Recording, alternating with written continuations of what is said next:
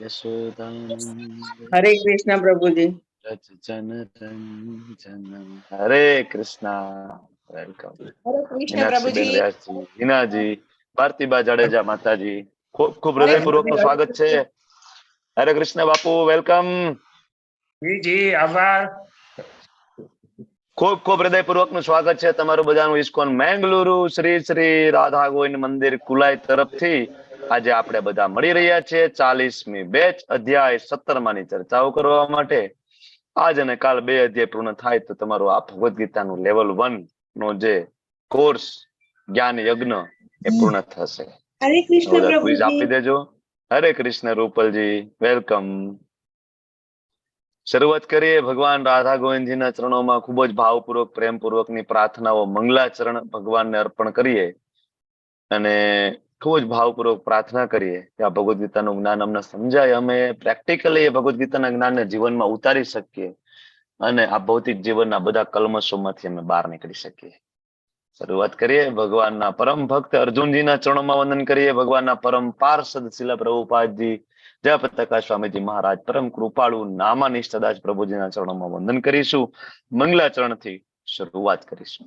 ઓમ અજ્ઞાનતિમિરાન્ધસ્ય જ્ઞાનાંજન શલાકયા ચક્ષુરુન્મિલિતમ યેન તસ્મૈ શ્રી ગુરુવે નમઃ. શ્રી ચૈતન્ય મનોભીષ્ટમ સ્થાપિતમ યેન ભૂતલે સ્વયં રૂપ કદા મહ્યમ દદાતિ સ્વપદાંતિકમ. વંદેહમ શ્રી ગુરુ શ્રીયુતાપદકમલમ શ્રી ગુરુન વૈષ્ણવાંશ્ચ શ્રી રૂપમ સાગ્રજાતમ સાગણ રઘુનાથાન્વિતમ તમ સજીવમ સાદ્વૈતમ સાવધૂતમ પરિજન સહિતમ કૃષ્ણ ચૈતન્ય દેવમ શ્રી રાધા કૃષ્ણ પાદાન સગણ લલિતા શ્રી વિશાખાન્વિતંશ્ચ. હે કૃષ્ણ કરુણા સિંધુ दीनबंधु जगतपते गोपेश गोपिका कांत राधा कांत नमस्तुते.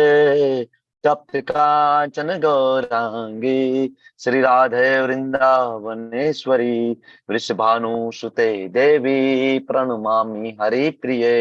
वाञ्छाकल्पतरुभ्यश्च कृपा सिन्धुभ्य एव च पतितानां पावनेभ्यो वैष्णवेभ्यो नमो नमः. नमो विष्णुपादाय कृष्ण पृष्ठाय भूतले श्रीमते भक्ति वेदांत स्वामिन् इति नामिने. नमस्ते सरस्वती देवे गौरवाणी प्रचारिणे निर्विशेष शून्यवादी पश्चात देश तारिणे.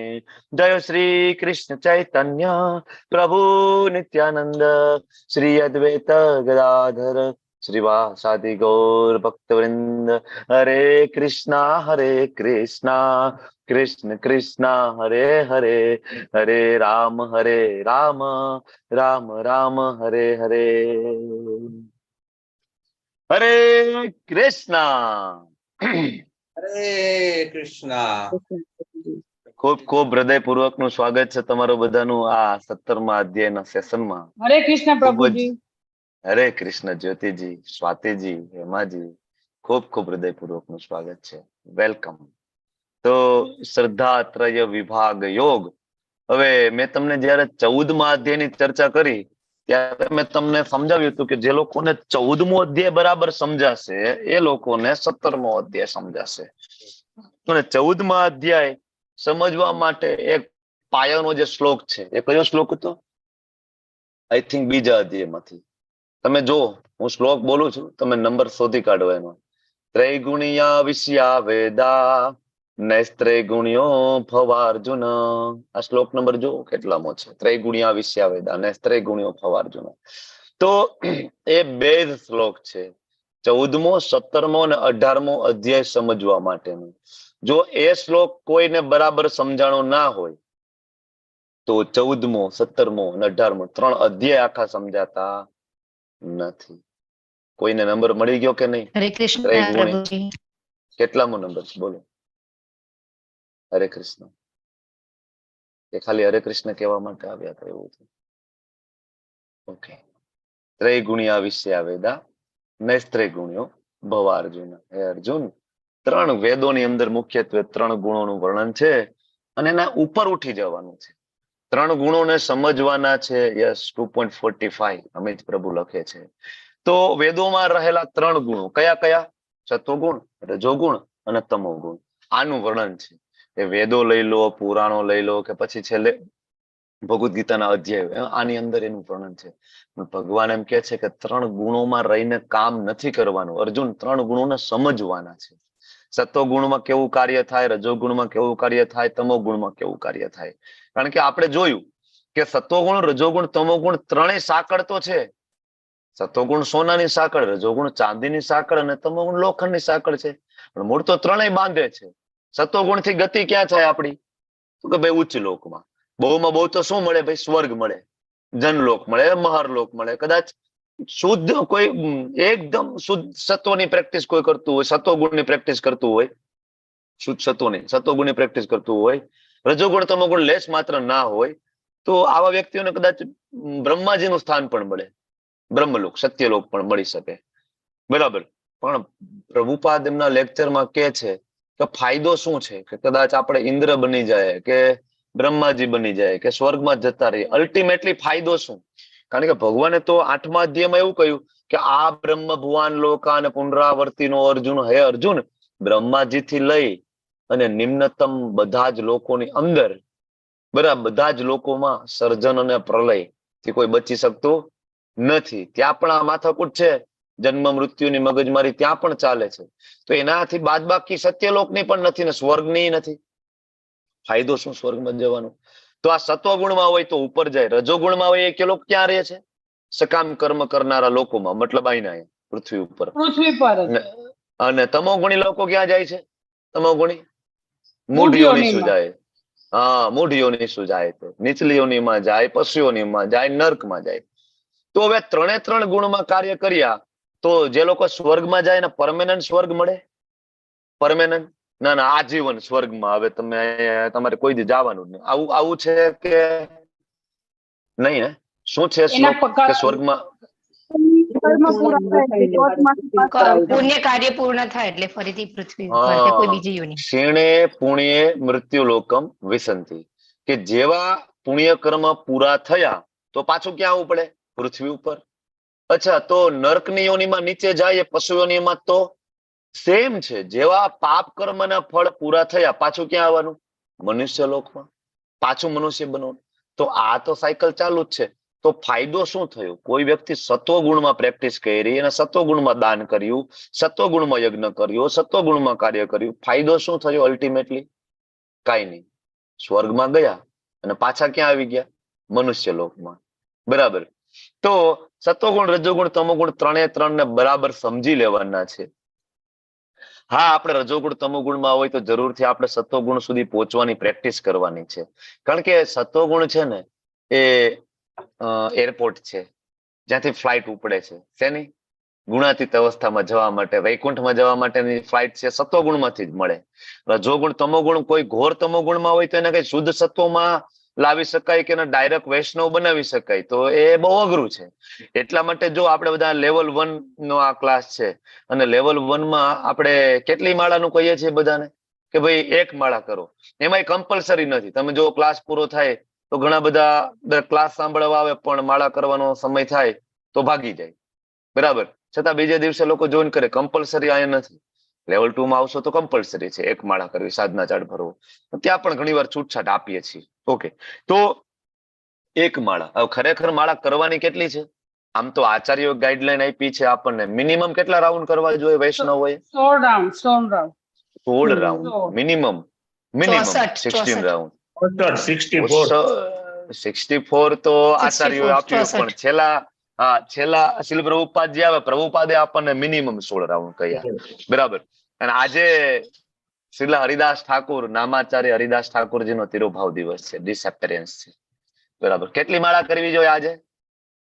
કેટલી કરવી જોઈએ? 192. 192 માળા કરવી જોઈએ. બરાબર. હરિદાસ ઠાકુર 192 માળા કરતા. ખબર છે તમને હરિદાસ ઠાકુર કોણ હતા? લેવલ 1 ના નવા પાર્ટિસિપન્ટ હોય, કદાચ ખ્યાલ ન હોય તો નાનું એવું તમને બ્રીફ આપી દઉં કે હરિદાસ ઠાકુર ભગવાન શ્રી કૃષ્ણના એટલા મોટા ભક્ત હતા કે નામાચાર્ય એને ઉપાધિ આપી ભગવાન સ્વયં ચૈતન્ય મહાપ્રભુએ. અને એ મુસ્લિમ કુટુંબમાં જન્મ થયો, બરાબર, અને છતાં પણ અને કોળા મારે છે કે ભાઈ તું નામ લેવાનું બંધ કરી દે. તો હું કેવી રીતના બંધ કરું? મારા આ હાથમાં નથી. આ તમે લોકો ભાગવતમાં જે લોકો આવ્યા હશે એને ખ્યાલ હશે. ધર્મેશ પ્રભુએ ખૂબ સરસ ડિટેલમાં સમજાવ્યું હરિદાસ ઠાકોરજી વિશે. તો હરિદાસ ઠાકોર 192 માળા કરતા 22 બજારોમાં જઈને એને કોળા મારવામાં આવ્યા, છતાં પણ એમ કે છે કે નહીં, મારાથી તો હરિનું નામ બંધ નહીં થાય. મારું કદાચ જીવ છૂટી જાય પણ ભગવાનનું નામ બંધ નહીં થાય. તમે જે સજા આપો એ કોઈ વાંધો નથી. છેલ્લે જે મારવા વાળા થાકી જાય છે, રિક્વેસ્ટ કરે છે કે તમે નહીં મરો ને તો અમારી નોકરી જતી રહેશે. ત્યારે હરિદાસ ઠાકોર એ મૂર્છિત થવાનું નાટક કરે છે અને બધા ઉપાડીને ડેડ બોડી ગંગાજીમાં પધરાવી દે છે. ત્યાંથી પણ બચી જાય છે. હરિદાસ ઠાકોરજી બધાને માફ કરી દે છે. ભગવાન ચૈતન્ય મહાપ્રભુ જગન્નાથપુરીમાં જયારે સ્થાયી થાય છે તો હરિદાસ ઠાકોર ત્યાં જાય છે. હવે જો આજકાલ આપણે થોડી ભક્તિ કરી લઈએ તો જગન્નાથપુરી મંદિરનો નિયમ એવો છે કે ભાઈ એમાં હિન્દુ ધર્મીઓને એન્ટ્રી મળે છે, તમને ખ્યાલ હશે. એના સિવાય કોઈ પણ બીજા ધર્મના લોકોને ત્યાં એન્ટ્રી નથી, બરાબર. ઇવન મોટા મોટા પોલીસ સ્ટેશનો, સોનિયા ગાંધી થી લઈને બધાએ ત્યાં માથાકૂટ કરેલી છે, ત્યાં કારી ફાઈવી નથી ને અંદર જવા એન્ટ્રી નથી મળેલી. જગન્નાથપુરી મંદિરના નિયમો બહુ સ્ટ્રિક્ટ છે, બરાબર. રાજા રજવાડું સમયના જે નિયમો છે આજકાલ ત્યાં એપ્લાય થાય છે આજે પણ. તો મુસ્લિમોને કે બીજી કોઈ પણ ઈસાઈ ક્રિશ્ચિયન એન્ટ્રી નથી. હરિદાસ ઠાકુર આટલા મોટા ભક્ત રોજ 192 રાઉન્ડ્સ કરતા જગન્નાથપુરી ગયા, એને ખબર પડી કે અહીંયા મને એન્ટ્રી નથી. તો એને બિલકુલ એવું ના કહ્યું કે મને એન્ટ્રી નથી, 192 માળા કરું છું, તમને ખબર છે કેટલો મહાન ભક્ત છું, મને તો એન્ટ્રી મળવી જ જોઈએ. ના, એવું નહીં. ત્યાં જગન્નાથપુરી મંદિર ઉપર ચક્ર છે, સુદર્શન મહારાજ બિરાજમાન છે, બરાબર. તો જગન્નાથજી થી દૂર એક ઝૂંપડીમાં એ બિરાજે અને ત્યાં ચક્રના દર્શન રોજ કરી લે, એવરી ડે, બરાબર. કે એ તો પ્રાર્થના કરે કે ભગવાન હું તો એકદમ પતિત છું, હું તમારા દર્શને આવી શકું એમ નથી, બરાબર. મારો જન્મ મલેચ કુટુંબમાં થયો અને હું તમારા દર્શન માટે યોગ્ય નથી. આપણે હોય તો શું કહીએ? આપણે તો 16 માળા બરાબર થવા માંડે તો આપણે 2 ફૂટ ઊંચા હાલવા માંડીએ. આ 192 માળા કરતા તેમ કહેતા હતા કે હું યોગ્ય નથી તમારા દર્શન કરવા માટે. ચૈતન્ય મહાપ્રભુ જાય છે. જો ભગવાન પણ એ નિયમનું પાલન કરે. ઘણા બધા એમ કે ને એવા નિયમનું શું કામ? મહાપ્રભુ ગયા તો મહાપ્રભુ તો નિયમનું ઉલ્લંઘન કરીને સ્વયં ભગવાન હતા, નિયમો બદલાવી શકતા હતા, પણ મહાપ્રભુએ પણ એ નિયમોનું ઉલ્લંઘન ના કર્યું, કારણ કે એ નિયમો બનાવ્યા છે એની પાછળ એક હેતુ છે, બરાબર. તો મહાપ્રભુએ પણ ઇન્સિસ્ટ ના કર્યું કે હરિદાસને એન્ટ્રી આપો, બરાબર. હરિદાસ ઠાકોર બહાર અને મહાપ્રભુ જાય, દર્શન કરે, પ્રસાદ લાવે, હરિદાસ ઠાકોરને આપે, બરાબર. ધીમે ધીમે હરિદાસ ઠાકોરજીની તબિયત બગડી અને મહાપ્રભુ એમ કે છે કે હરિદાસ હવે રહેવા દે ને, 192 માળા તારાથી ના થતી હોય તો ચિંતા ના કરીશ, ડોન્ટ વરી. ભગવાન સ્વયં કે છે તો હરિદાસ ઠાકોર કે ના ભગવાન, માળા વગર તો હું કઈ રીતના રહી શકું, બરાબર. ત્યારે ધીમે ધીમે પછી હરિદાસ ઠાકોરને ખબર પડી ગઈ હતી કે મહાપ્રભુ ટૂંક સમયમાં એમની લીલાઓ સંકેલીને જતા રહેવાના છે. હરિદાસ ઠાકોર 2 હાથ જોડીને મહાપ્રભુને પ્રાર્થના કરે છે, ભગવાન તમે જતા રહેશો, તમારા વગર હું કેમ જીવીશ? તમે મને આશીર્વાદ આપો કે મારું શરીર તમારા પહેલા છૂટે. ભગવાન માનતા નથી. હરિદાસ ઠાકોર ખૂબ વિનંતી કરે છે, ભગવાન મને આશીર્વાદ આપો, તમે જશો ધરાતલ ઉપરથી, તમારા વગર હું એક ક્ષણ નહીં જીવી શકું, તમારો વિરહ મારાથી નહીં સહન થાય. ત્યારે ભગવાન કહે છે કે કઈ વાંધો નહીં. થોડા દિવસમાં હરિદાસ ઠાકોરજીની તબિયત બગડે છે અને એમનું શરીર છૂટી જાય છે. ભગવાન ચૈતન્ય મહાપ્રભુ સ્વયં, આઈડિયલ મૃત્યુ કોને કહેવાય? એના બેસ્ટ એક્ઝામ્પલમાં કોઈ આપી શકાય તો આપણે ભીષ્મદેવના મૃત્યુની વાત તો કરીએ છીએ, પણ એક આ બીજું જે ભાગવતમમાં આવે છે, બરાબર. હું તો કહું એના કરતા પણ બરાબર વધારે ભાગ્યશાળી હોય ને તો હરિદાસ ઠાકોર છે. કારણ કે હરિદાસ ઠાકોર જયારે મૃત્યુ થયું, ભગવાન ચૈતન્ય મહાપ્રભુ એના હાથમાં લઈને મહાપ્રભુ નૃત્ય કરે છે. મહાપ્રભુ કહે છે મારો હરિદાસ જતો રહ્યો, બરાબર. અને મહાપ્રભુ ત્યાં જાય છે બજારોમાં અને હરિદાસ ઠાકોરને જે અંત્યેષ્ટિ કરવાની હોય એના માટે જે ધનની જરૂર પડે તો સ્વયં ભગવાન ચૈતન્ય મહાપ્રભુ બધા સામે ભિક્ષા માંગે છે, બરાબર. અને એટલું બધું આવે છે કે પછી ક્યાંય સચવાય નહીં. હવે વિચાર કરો કે આ કેવું મૃત્યુ કહેવાય કે સ્વયં ચૈતન્ય મહાપ્રભુ, સ્વયં શ્રી કૃષ્ણ જેની અંત્યેષ્ટિની પ્રિપરેશન કરતા હોય, જેમનું ડેડ બોડી લઈને ભગવાન સ્વયં નૃત્ય કરતા હોય અને ભગવાન સ્વયં એમની વિધિ કરે બરાબર, જે કઈ અંતિમ ક્રિયા પછીની વિધિ એની સમાધિની વિધિ કરે અને બધા વૈષ્ણવોને ભગવાન સ્વયં ભાવપૂર્વક જમાડે. આનાથી તમે વિચાર કરો કે કેટલા મોટા ભક્ત છે. આપણે એનું ગ્લોરીફાય કરવા માટે આપણા જેવા પતિજીવો પાસે શબ્દ નથી અને આપણે એ યોગ્યતા પણ નથી. આપણે પ્રાર્થના કરી શકીએ કે હરિદાસ ઠાકોરજી તમે 192 માળા કરતા મારી 16 માળા કઈક બરાબર થાય ને એવી મારા ઉપર કૃપા કરો. આજે આપણે એને પ્રાર્થના કરવી જોઈએ અને આજના દિવસે મેક્સિમમ રાઉન્ડ થાય આપણે જરૂરથી કરવા જોઈએ, વધુમાં વધુ સમય આપણે. કારણ કે આપણે એક નહીં, વિશ્વમાં બધા ઇસ્કોનના મંદિરોમાં બધા આજે કરશે અને કરશે નહીં, શરૂઆત કરી દીધી છે. હું મંદિરેથી હમણાં આવ્યો, મને ખ્યાલ છે રાત્રે 12 વાગ્યાના બેસી ગયા છે જપ કરવા માટે માણસો, ભક્તો બધા રાત્રે 12 વાગ્યાના કન્ટિન્યુ જપ કરી રહ્યા છે, કોન્સ્ટન્ટ. બરાબર, અને એ કાલ સવારે 4 વાગ્યા સુધી કરશે. બરાબર, અને ગમે એમ કરીને 192 માળા કરીને હરિદાસ ઠાકોરજીને અર્પણ કરશે. મુસ્લિમ સંપ્રદાયમાં જન્મ થયો અને ભગવાનની એટલી બધી કૃપા થઈ, બરાબર, કે ભગવાનના પરમ ભક્ત થઈ ગયા. આજે ઇસ્કોનના વિશ્વની અંદર 1000 કરતા વધારે મંદિરો છે. બધા જ મંદિરોમાં સવારે જયારે પ્રેમ ધ્વનિ કહેવાય એને, જયારે મંગલા આરતી પૂરી થાય ત્યારે જે બોલવામાં આવે, જય ઓમ વિષ્ણુપાદ પરમહંસ પરિવાર જકાચાર્ય અષ્ટોત્તર શ્રીમદ અભય ચરણ અરવિંદ ભક્તિવેદાંત સ્વામી શિલ પ્રભુપાદ કી જય, એમ કરતા કરતા કરતા આચાર્યો અને એમાં નામ આવે, નામાચાર્ય શિલ હરિદાસ ઠાકોર કી જય. કેટલા મોટા ભક્ત હશે કે એવરી ડે, બરાબર, દરેક ક્ષણે નામ લેવાય. આમ તમે એવું વિચારો તો વિશ્વના કારણ કે દરેક ખૂણામાં ક્યાંક ને ક્યાંક અત્યારે મંગલા આરતી ચાલુ હશે. 1000 કરતા વધારે મંદિરો છે, દરેક દેશમાં મંદિરો છે, તો અત્યારે ક્યાંક 4:30 વાગ્યા હશે, ક્યાંક ને ક્યાંક 4:30 વાગ્યા હશે, ક્યાંક મંગલા આરતી ચાલુ થઈ, ક્યાંક મંગલા આરતી પૂરી થઈને અત્યારે નામાચાર્ય શિલદાસ ઠાકોર કી જય બોલાતું હશે. બરાબર, બીજી મિનિટે ક્યાંક બીજી જગ્યાએ બોલાતું હશે, ત્રીજી મિનિટે ક્યાંક 24 અવર્સ, બરાબર, નામાચાર્ય શિલ હરિદાસ ઠાકોરની જય ઘોષ કરવામાં આવે છે. આવા મહાન સંતો ના ગૌરવવંતા પંથમાં તમને ને મને આ જ્ઞાન પ્રાપ્ત કરવાનું શ્રેય પ્રાપ્ત થયું છે. બરાબર, આપને ખબર નથી, આપણે બહુ જાણતા નથી આ ગૌડીય વૈષ્ણવ સંપ્રદાય વિશે. આપણે ગુજરાતમાં એટલો પ્રચાર પ્રસાર નથી થયો. આપણે પુષ્ટિ માર્ગીય સંપ્રદાયને જાણીએ છીએ, હવેલી સંપ્રદાયને જાણીએ છીએ, પણ આપણે ગૌડીય સંપ્રદાય વિશે બહુ આપને ખ્યાલ નથી. પણ એક ગૌરવવંતો ગૌડીય વૈષ્ણવ સંપ્રદાયમાં જે કઈ સંતો થયા, એમાં રૂપ ગોસ્વામી, સનાતન ગોસ્વામી, જીવ ગોસ્વામી, તમે ખાલી એના વિશે થોડું જાણો ને, તમને એમ થાય કે આહા કેવા સંતો થયા. આપણે તો ખબર નથી, આપણે તો ખાલી નરસિંહ મહેતા વિશે જાણીએ, મીરાબાઈ વિશે જાણીએ. બરાબર, સનાતન ગોસ્વામીની જીવની વાંચો તો તમને એમ થાય સનાતન ગોસ્વામી સાથે રોજે મદન મોહનજી લીલા કરતા. ખાલી મદન મોહનજી નહીં, રોજે ગોપેશ્વર મહાદેવ એમની સાથે વાતો કરતા, સનાતન ગોસ્વામીજી સાથે. આવા મહાન ભક્તો, બરાબર, બહુ જરૂરી છે. ક્યાંથી તમે જ્ઞાન પ્રાપ્ત કરો છો, પરંપરામાં છે કે નહીં. એટલે આ અધ્યાયનું નામ છે શ્રદ્ધાત્રય વિભાગ યોગ. તમારી શ્રદ્ધા ક્યાં સ્થિત થયેલી છે, સતોગુણ, રજોગુણ કે તમોગુણ? બહુ જ જરૂરી છે. પ્રેક્ટિકલ ચેપ્ટર છે. આ અધ્યાયમાં આપણે 5 વસ્તુની ચર્ચા કરશું: શ્રદ્ધા, અન્ન, યજ્ઞ, તપ અને દાન. બરાબર, બધી વસ્તુના પ્રકાર આવશે 3. કયા કયા?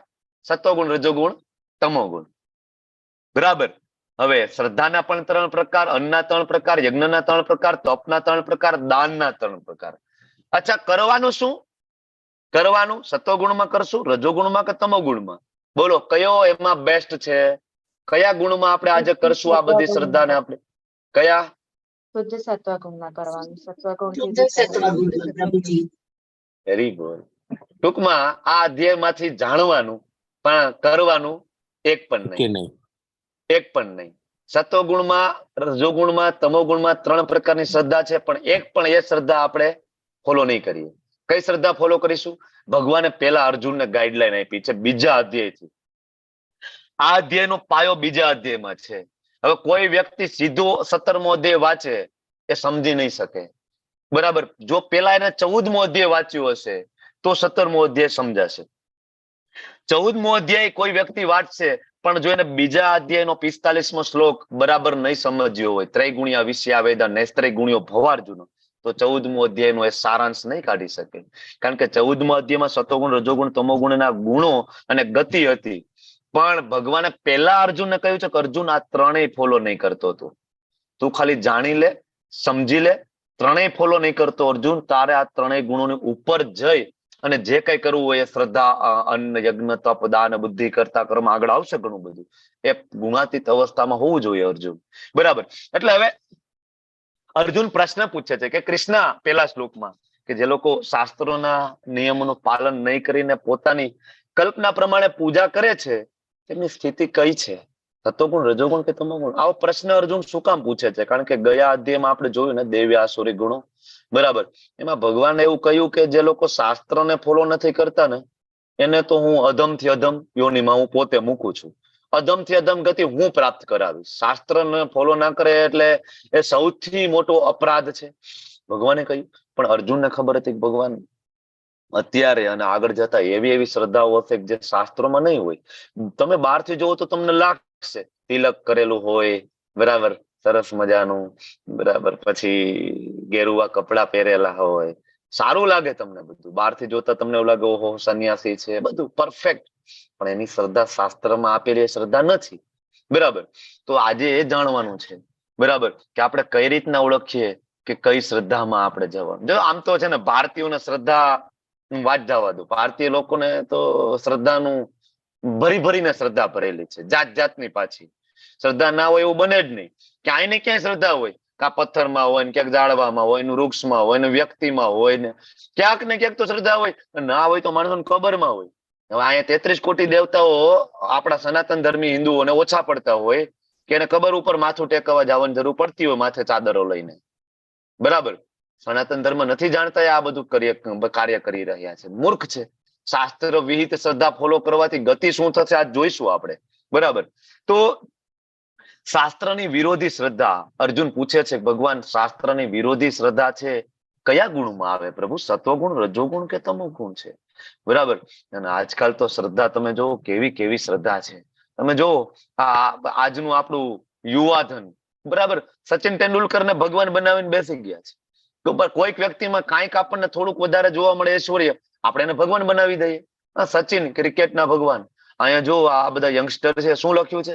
Something never change, cricket still our religion. Cricket અમારો ધર્મ છે અને Tendulkar still our god. Tendulkar અમારા ભગવાન છે. કોણ સમજાવે? અને આ તમે ઉપર જો ફોટો કોઈક એડિટિંગ કરીને મૂક્યો હશે. આ એક હદ છે ને. વચ્ચે સચિન બેઠો છે ચતુર્ભુજ સ્વરૂપે અને ભગવાનના બીજા બધા 10 અવતાર ઇન્કાર્નેશન એની આજુબાજુમાં ગોઠવ્યા. શું કહેવા માંગતા હશે આ લોકો? કેવી શ્રદ્ધા છે, બરાબર, માણસોની. અમિતાભ બચ્ચનના મંદિર જોયા છે? ના જોયા હોય તો જાજો, મુંબઈમાં છે બચ્ચન ધામ કરીને. અહીંયા તમે જોવો તો બચ્ચન ધામ છે, બોલો. બરાબર. અને બચ્ચન ચાલીસાય છે, વાંચો અહીંયા. જય જય અમિતાભ સાય, કૃપા કરો હરપી ભાઈ. લખ્યું છે ને એવું કઈ, પૂરું મને ઉકલતું તો નથી. કરવું માણસોનો વિચાર તો કરો. કેવી કેવી શ્રદ્ધા છે. બાકી હોય તો અમિતાભ બચ્ચનને ભોગે લગાડવામાં આવે, અને હજી બાકી હોય તો નરેન્દ્ર મોદીના મંદિરો છે.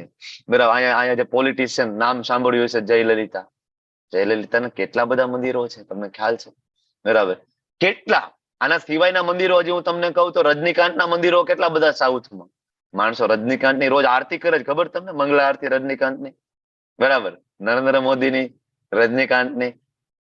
ક્યાં શ્રદ્ધા જઈને માણસોને ઉભી રહેશે? રાવણના મંદિરો છે, બરાબર. અને રાવણ, અહીંયા જો રાવણ ચાલીસાય છે, કોઈને બોલવી હોય તો એમાં ફોટો પાડી લેજો, ઝૂમ કરીને વચાશે, ગૂગલમાં મળી. રાવણ ચાલીસા બાકી હતું તો, બરાબર. રાવણને માનવા વાળા છે, જો બાજુ બેઠા જ બધા બે હાથ જોડીને રાવણને શરણાગત થાય છે. અરે બોલ, અમે તમને શરણાગત થાય છે કારણ કે અમે તમારા જેવા જ છીએ, બહુ જાજો ફેર નથી. આવો ભાઈ હરખા, આપણે બે હરખા, બરાબર. તો ન્યા શરણાગત થાય. આ માણસોની શ્રદ્ધા. એટલે ભગવાન પૂર્ણ પુરુષોત્તમ અર્જુનને કે છે, હે અર્જુન, ફરીથી એક વસ્તુ કહી દઉં કે આખી ભગવદ્ ગીતામાં કૃષ્ણ બોલે છે ત્યારે શ્રી ભગવાન ઉવાચ આવે છે. બિલકુલ વિચલિત થવાની જરૂર નથી. વેદવ્યાસજીને ખબર હતી કે ભગવાન કોણ છે? કૃષ્ણ છે. અને આનો કોઈ વિરોધ નથી કર્યો, બરાબર. ઇવન કોઈ પણ સંપ્રદાયની ભગવદ્ ગીતા ઉઠાવી લો, શ્રી ભગવાન ઉવાચ જ લખવું પડે જયારે કૃષ્ણ બોલી રહ્યા છે ત્યારે, બરાબર. જે આપણે બીજા અધ્યાયમાંની ચર્ચા કરી હતી, આ હું તમને ખાલી યાદ દેવડાવી રહ્યો છું. કોઈ સંપ્રદાય પંથ છે ભગવદ્ ગીતાને વાંચે પણ ભગવાન કૃષ્ણને ભગવાન નહીં માને, એમાં પણ ભગવાન બોલે ત્યારે લખવું પડે શ્રી ભગવાન ઉવાચ, અને એને વાંચવું પણ શ્રી ભગવાન ઉવાચ. બરાબર, માને કે ના માને, પૂર્ણ પુરુષોત્તમ કૃષ્ણ બોલી રહ્યા છે. દેહધારી જીવ દ્વારા પ્રાપ્ત કરાયેલા પ્રકૃતિના ગુણો પ્રમાણે શ્રદ્ધા અર્જુન 3 પ્રકારની. કઈ કઈ? સતોગુણ, રજોગુણ, તમોગુણ. દેહધારી જીવ દ્વારા પ્રાપ્ત કરાયેલા પ્રકૃતિના ગુણો. કયા કયા ગુણો? સતોગુણ, રજોગુણ, તમોગુણ. કઈ રીતના પ્રાપ્ત થાય? તો કે ભાઈ ગયા જન્મમાં જે કઈ કર્મ હશે, ગયા જન્મમાં મૃત્યુ સમયની જે કઈ ઈચ્છા હશે, બરાબર, એ મુજબ આ જન્મની અંદર વ્યક્તિને એક પ્રકારનું શરીર, એક પ્રકારનું જાતિ, એક પ્રકારનો ધર્મ, એક પ્રકારનો સંપ્રદાય, એક પ્રકારનો દેશ એને પ્રાપ્ત થશે. બરાબર, એ મુજબના એના આજુબાજુમાં મિત્રો મળશે. ગયા જન્મમાં તમોગુણની પ્રેક્ટિસ, રજોગુણની પ્રેક્ટિસ કે આવું કઈ કર્યું હશે તો એ મુજબનું એને એસોસિએશન પ્રાપ્ત થશે. ખૂબ જ આ સેન્સિટિવ મુદ્દો છે સત્વગુણ, રજોગુણ, તમોગુણ વાળો.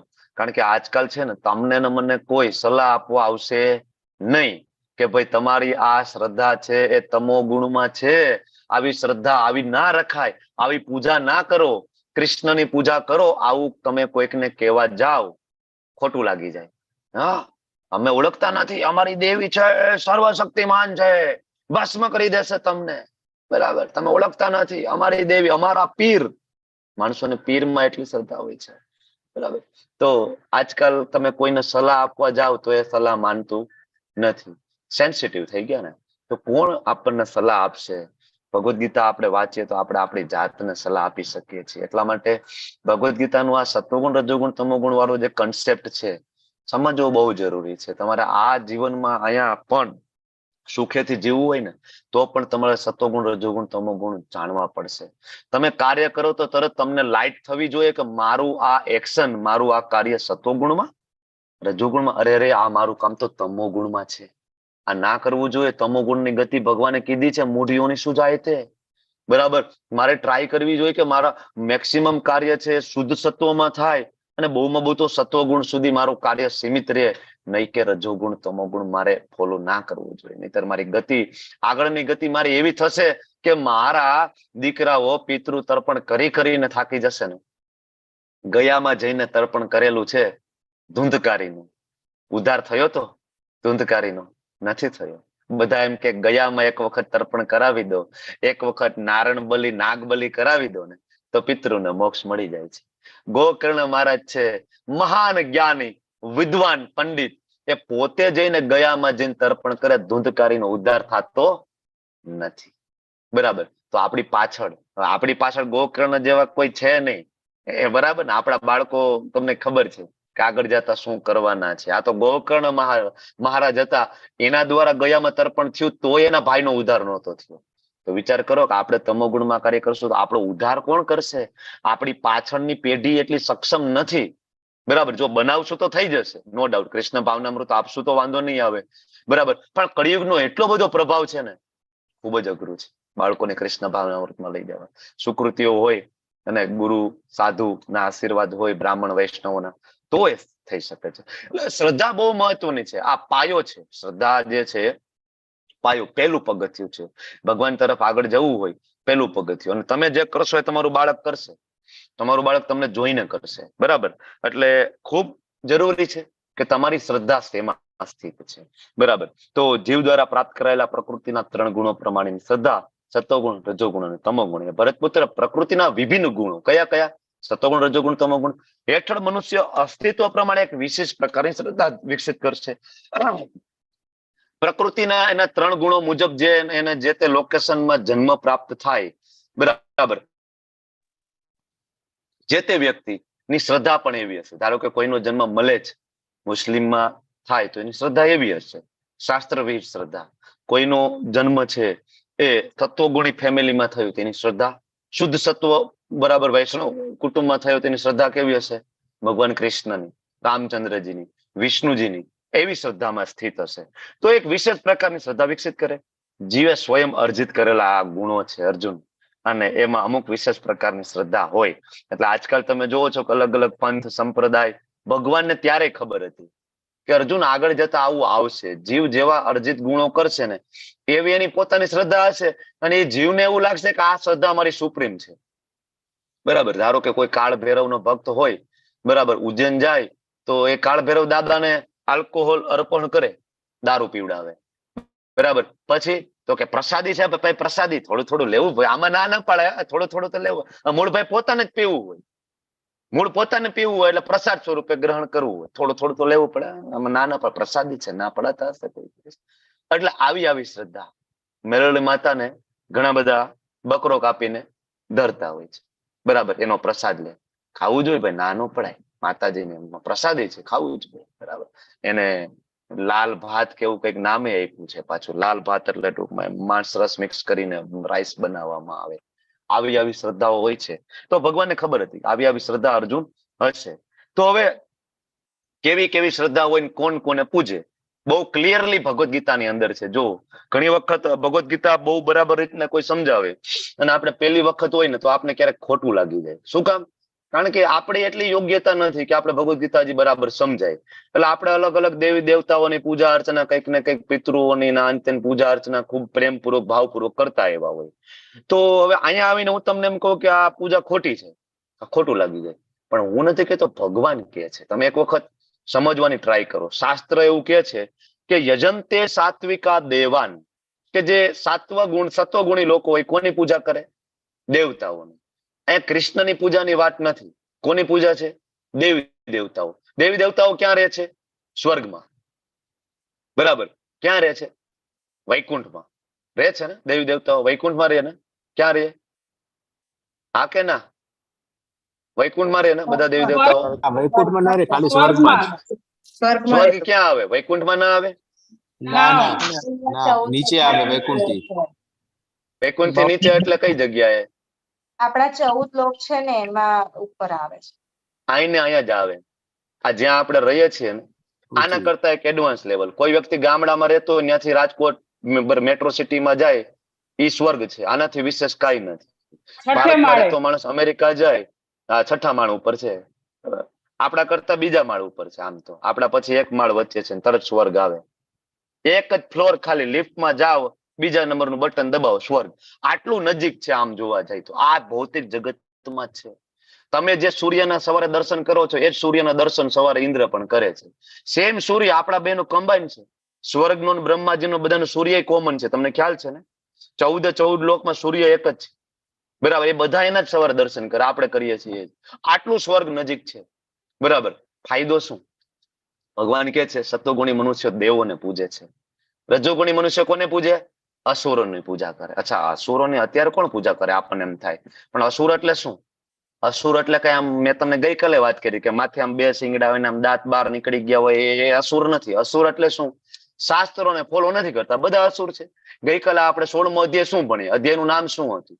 દેવી આસુરી, બરાબર. પ્રકૃતિ જોયું ને, કે દેવતાઓમાં દેવતુલ્ય પુરુષમાં શું ગુણ ને આસુરી પુરુષમાં શું ગુણ. હવે એવા કોઈ માણસો હોય જે આધ્યાત્મિક દ્રષ્ટિએ શૂન્ય, બરાબર, દેવી ગુણો હોતા નથી, અને આવા માણસો ઘણીવાર ગુરુ બની જાય. અને એના જે ચેલાઓ હોય, શિષ્ય હોય, એ ગુરુ એમને કે કોઈ ભગવાનની પૂજા કરવાની જરૂર નથી, બરાબર. મારો ફોટો ઘરે રાખો. અને મેં આવા જોયા છે વિરલાઓને, બરાબર. ગુરુનો ફોટો ઘરે લઈ આવે ને ઘરમાંથી દેવી દેવતાઓના ફોટા કાઢી નાખે, મહાદેવનું ફોટો કાઢી નાખે, ભગવાન કૃષ્ણ, ભગવાન શ્રી વિષ્ણુ, બરાબર. આ બધા ફોટા બહાર કાઢી નાખે. કા અમારા ગુરુએ કીધું છે કે અમારે ગુરુનો ફોટો હોય કે રાખો ને, બસ આટલું. મેં આવા વિરલાઓ જોયા છે. મકાનની બહાર લખાવે દાદાની કૃપા, બરાબર. આવું જોયું છે મેં. ઓકે. તો આવી જે શ્રદ્ધા છે આને આસુરી શ્રદ્ધા કીધી છે, કે વ્યક્તિમાં પોતાનામાં કોઈ દેવી ગુણ નથી, બરાબર. એક આ. બીજો કન્સેપ્ટ, તમારો રોલ મોડેલ કોણ છે? આજકાલના યુવાધનનો રોલ મોડેલ કોણ? હમણાં આપણે આગળ જોયું સચિન તેંડુલકર, બરાબર. અમિતાભ બચ્ચન. હવે અત્યારના બાળકોનો રોલ મોડેલ કોણ? સલમાન ખાન, શાહરૂખ ખાન, અક્ષય કુમાર. અમારા રોલ મોડેલ ભગવાન તુલ્ય ગણતા હોય છે. અને જો એ બીમાર પડી જાય, બરાબર, તો આ માનતાઓ ચાલુ થઈ જાય. થઈ હતી, તમને ખબર છે? એકવાર અમિતાભ બચ્ચન ને ઓલું જે કુલી મૂવી દરમિયાન એને લાગી ગયું હતું, ભાઈ ના સ્પ્લીન ફાટી ગઈ હતી, બરાબર. તો શૂટિંગ દરમિયાન ને, બરાબર. તો એની સ્પ્લીન બરોળ ફાટી ગઈ હતી. બચ્ચે એમ નહોતા ભાઈ. તો આખા ભારતમાં યજ્ઞ ચાલુ થઈ ગયા હતા કે અમિતાભ બચ્ચનને બચાવી લ્યો, બરાબર. યજ્ઞ, બરાબર. વિચાર કરો, બાધા માનતા આપણે તરત ચાલુ કરી દઈએ. ધ્યાન રાખવું જોઈએ. આપણે એમ થાય એમાં ખોટું શું છે? ખોટું એ છે કે આ બધા રોલ મોડેલો ખરેખર સમાજને શું પીરસી રહ્યા છે? તમે ક્યારે બારીકાઈથી નિરીક્ષણ કર્યું છે? આજ સુધી જે બોલિવૂડ આવ્યું, સમાજને શું પીરસ્યું? અશ્લીલતા, ગુટકા, આલ્કોહોલ, બરાબર, જુગાર, ગેમ, વ્યભિચાર, ક્યાંથી આવે છે આ બધું? આપણા બાળકોને કોણ ઓનલાઈન ગેમ રમવા માટે પ્રોત્સાહિત કરી રહ્યું છે? આવે છે. તમે જેને રોલ મોડેલ માનો એ જ બધા જંગલી રમીની જાહેરાત કરે છે. તમે જેને રોલ મોડેલ માનો એ જ વિમલની જાહેરાત કરે છે, જુબા કેસરી.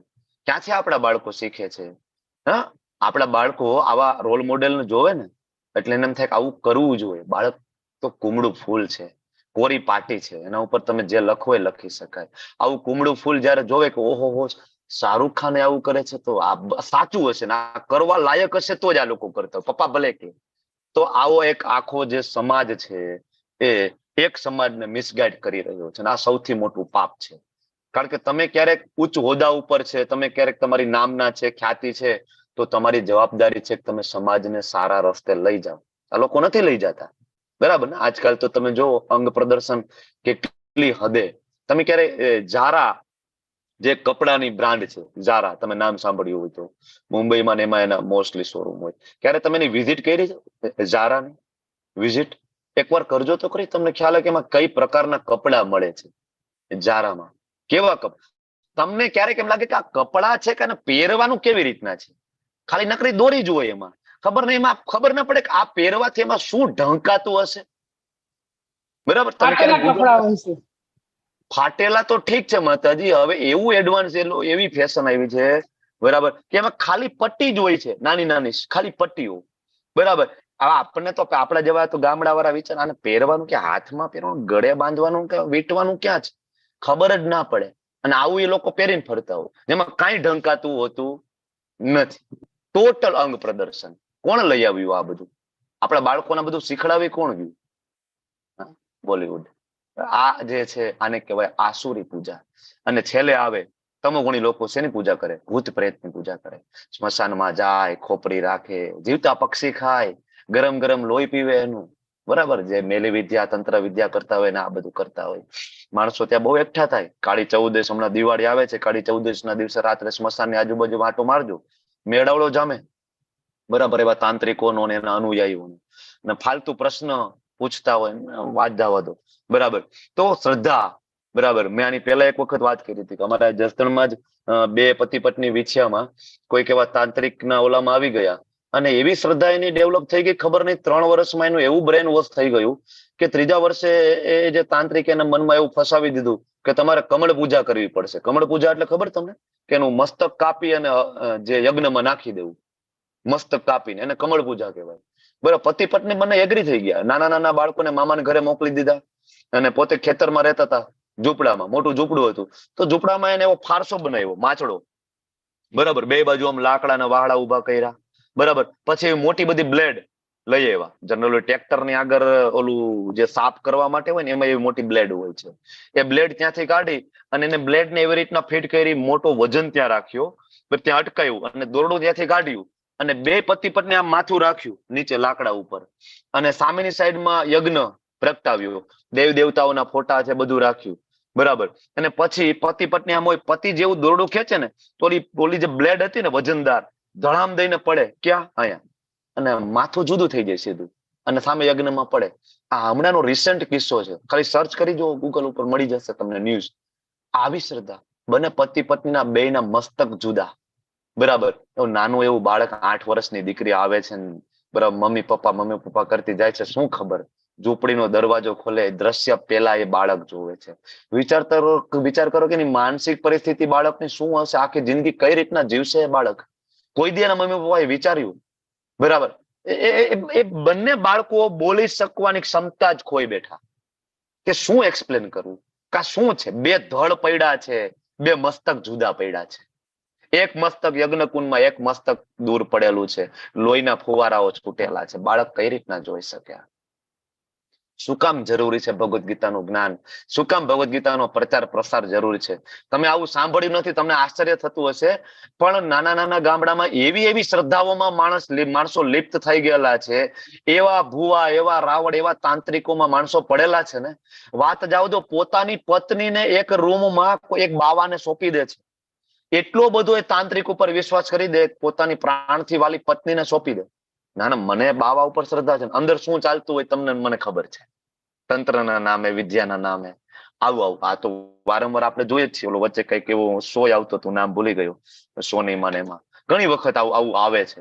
બહુ ધ્યાન રાખવું પડે. શ્રદ્ધા ક્યાં સ્થિત છે આપણી. તો આ 3 પ્રકારની શ્રદ્ધા ભગવાનને ખબર હતી કે આવી છે.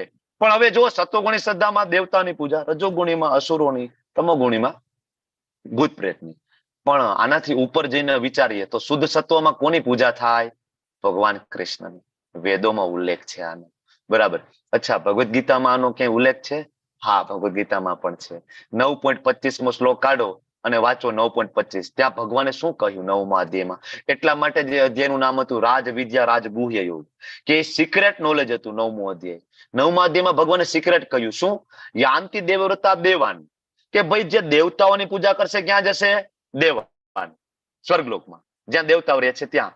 પિતૃન્યાંતિ પિતૃવ્રતા, કેટલા બધા ધારો કે પિતૃઓના મંદિરો પણ છે. અમારા સુરાપુરા દાદા, અમારા સતી માતા જોયા છે ને, સુરાપુરા દાદાના મંદિરો તો ઘણા બધા એની પૂજા આરતી ને સતત એમાં જ લિપ્ત હોય છે. તો ધારો કે કોઈ આવા પિતૃઓની પૂજા કરે તો ગતિ શું? યાંતિ, બરાબર. પિતૃ યાંતિ પિતૃવ્રતા, પિતૃલોક છે જેના સંચાલક અર્યમાજી છે ત્યાં જાય. અને ધારો કે કોઈ ભૂત પ્રેતની પૂજા કરે, મેલી વિદ્યા, ભૂતાની યાંતિ ભૂતે જ્યાં, તો એવા ગ્રહો પણ છે, ભૂતિયા ગ્રહો. ભગવાન કે હું ન્યા જન્મ આપીશ. સત્વગુણ વાળાને સ્વર્ગ મળે, બરાબર. પછી પિતૃ વાળાને પિતૃલોક મળે, અને તમોગુણ ઘોર તમોગુણ વાળાને ભૂત વાળે.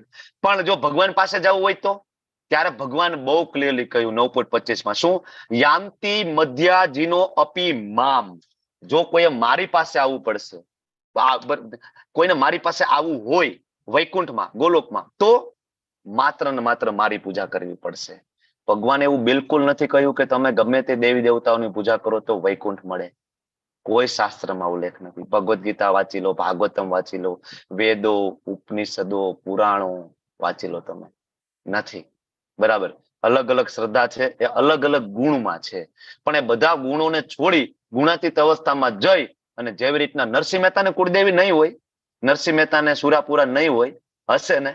નરસિંહ મહેતા એની પૂજા કરી કે રાધે ગોવિંદ કોની પૂજા કરી? અચ્છા, મીરાબાઈ ને કુળદેવી નહીં હોય? મીરાબાઈ, પ્રભુપાદ ને કુળદેવી નહીં હોય? હોય. પણ તમે કયા ગુણમાં છો એ મુજબની તમે નક્કી કરો કે મારે મારી શ્રદ્ધાને ક્યાં સ્થિર કરવી છે. તમે સ્વતંત્ર છો, હું સ્વતંત્ર છું. કોઈને આપણે ના પાડી શકીએ ભાઈ તું મેલી વિદ્યામાં માનતો હોય તું બંધ કરી દે. ભગવદ્ ગીતા એ લાઈફ મેન્યુઅલ છે, બરાબર. અને બીજું, આજે 9.25ના શ્લોક ઉપરથી એક વસ્તુ ક્લિયર થઈ. શું? બધા રસ્તા વૈકુંઠ જાતા નથી. ગમે એની પૂજા કરવાથી ગોલોકધામ પ્રાપ્ત થતું નથી. ઘણા બધા કથાકારો વ્યાસપીઠ ઉપર બેઠા કહેતા હોય છે, અરે ભાઈ બધું એક સરખું છે ભાઈ, ભગવાનનો બધે વાસ છે, જેની પૂજા કરો એ બરાબર. બધા રસ્તા વૃંદાવન જાય છે, બધા રસ્તા વૈકુંઠ જાય છે. આ ખોટું છે. આ સ્ટેટમેન્ટ બિલકુલ ખોટું છે.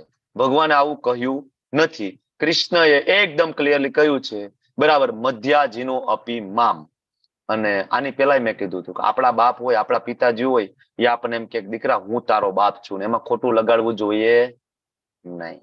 બરાબર. આપણા બાપ હોય એમ કે ને કે બેટા હું તારો બાપ છું ને આપણું ઘર અહીંયા છે, બાજુવાળાના ઘરે ના જવાનું. બધા કે તારા બાપાના ઘર નથી કહી શકે, ને એમાં આપણે ખોટું નથી લગાડવાનું, છતાં માણસોને ખોટું લાગી જાય. આવું આપણે કહીએ ઘણા બધાને, બરાબર. એટલે ધ્યાન રાખવું પડે. તો આ પેલો વસ્તુ શ્રદ્ધા પૂરી થઈ. હવે તમે સમજી લીધું ને, સત્વગુણી શ્રદ્ધા, રજોગુણી, તમોગુણી. ના સમજાય તો લેવલ 2 આપણી પાસે છે જ ડિટેલમાં, બરાબર. આપણે કરવાનું ત્રણેય નથી. ક્યાં જઈને કરવાની શ્રદ્ધા? ઉપર ગુણાતીત અવસ્થામાં. રેડી? ક્લિયર? હવે આગળ આવે ભગવાન ડાયટ પ્લાન લઈને આવે છે, બરાબર. તમારા ને મારા માટે શું જમવું ને શું ના જમવું.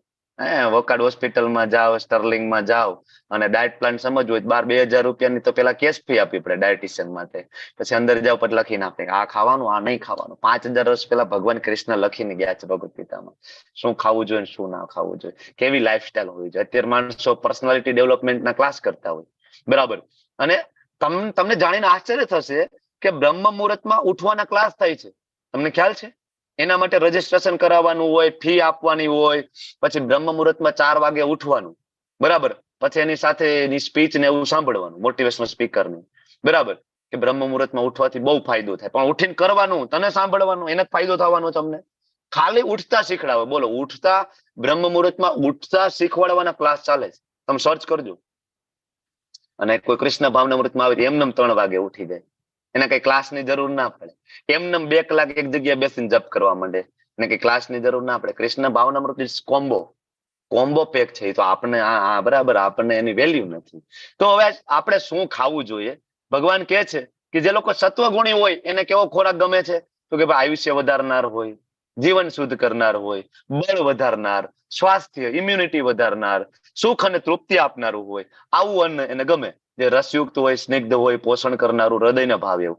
ઘણા બધા મૂર્ખાઓ આ શ્લોકનું અલગ રીતના પણ અનુવાદ આપે. કેવી રીતના ખબર છે? આ જે સ્નિગ્ધ અને રસયુક્ત લખ્યું ને, તો એ લોકો એવું ટ્રાન્સલેટ કરે કે રસયુક્ત લખ્યું ને એટલે માંસ રસની વાત છે, અને સ્નિગ્ધ લખ્યું, સ્નિગ્ધ ચીકણું શું હોય? ચરબી. બરાબર, એટલે ગૌ માંસની વાત છે ભાઈ. ભગવદ ગીતામાં ગૌ માંસ ખાવાનું કીધું છે. બરાબર, કે રસયુક્ત હોય, સ્નિગ્ધ હોય. પોષણ તો ભાઈ એ જ કરે ને. બરાબર, માંસ રસ પોષણ કરે, પ્રોટીન આપે. પ્રોટીનનો બહુ મોટો સોર્સ છે. ઈંડા ખાવા જોઈએ, કારણ કે અંદરથી જે ઓલી જે નીકળે એ પણ ચીકણું હોય, એમાં રસ હોય, સ્નિગ્ધ હોય. તો એના આગળના શ્લોકોનું આનું કનેક્શન ના બેસાડ્યું ને. આગળ તો ભગવાને યજ્ઞ ચક્ર જયારે આપ્યું ત્યારે ભગવાને એવું કહ્યું કે અન્નાદ ભવતી ભૂતાની. બરાબર, આઈ થિંક 5મા અધ્યાયમાં યજ્ઞ ચક્ર આવ્યું ત્યારે ભગવાને એવું કહ્યું કે અન્નાદ ભવતી ભૂતાની પર્જન્યાદ અન્ન સંભવ, કે ભાઈ વરસાદ પડવાથી અન્ન ઉગે અને જીવોએ અન્ન દ્વારા જીવવું જોઈએ. ત્યાં ભગવાને એવું ના કહ્યું કે માંસાદ ભવતી ભૂતાની, કે બધા જીવો માંસ ખાઈને જીવો. બરાબર. બીજું, ભગવાનને ભોગ લગાડવાની વાત થઈ 9મા અધ્યાયમાં, ત્યારે પણ ભગવાને કહ્યું પત્રમ પુષ્પમ ફલમ. આટલું બધું કેમ કાઢી નાખ્યું? આમાં છે જ પત્રમ પુષ્પમ ફલમ તોયમ યો મે ભક્ત્યા પ્રયચ્છતિ. ત્યાં ભગવાન એમ કીધું કે મને માંસ આપો, ઈંડા આપો, કુકડો આપો, મુર્ગો આપો. પત્રમ પુષ્પમ ફલમ તોય, આમાં નોનવેજ ક્યાં છે?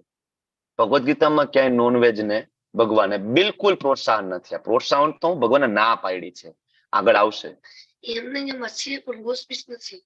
રૂમાલ લઈ લે. તો રસયુક્ત, સ્નિગ્ધ, પોષણ કરનાર, હૃદયને ભાવે એવું. હૃદયને ભાવે એટલે શું? અહીંથી કે હૃદયમાં નાખવાનું છે? હૃદયને ભાવે એટલે કે ગિલ્ટી ના થાય, જે ખાધા પછી આપણને આનંદ આવે. ના, બરાબર, મારા પેટમાં, મારું પેટ સ્મશાન નથી. જે લોકો માંસાહાર કરે એ શું કરે છે? એનું પેટને સ્મશાન બનાવે છે. મરી ગયેલા જીવોને અંદર નાખી રહ્યા છે. મરી ગયેલા જીવો ક્યાં નાખવાના? સ્મશાનમાં. એને પોતાના પેટને સ્મશાન બનાવી રહ્યા છે. તો આવો ખોરાક લેવો જોઈએ. આને કેવો કહેવાય? સત્વગુણી.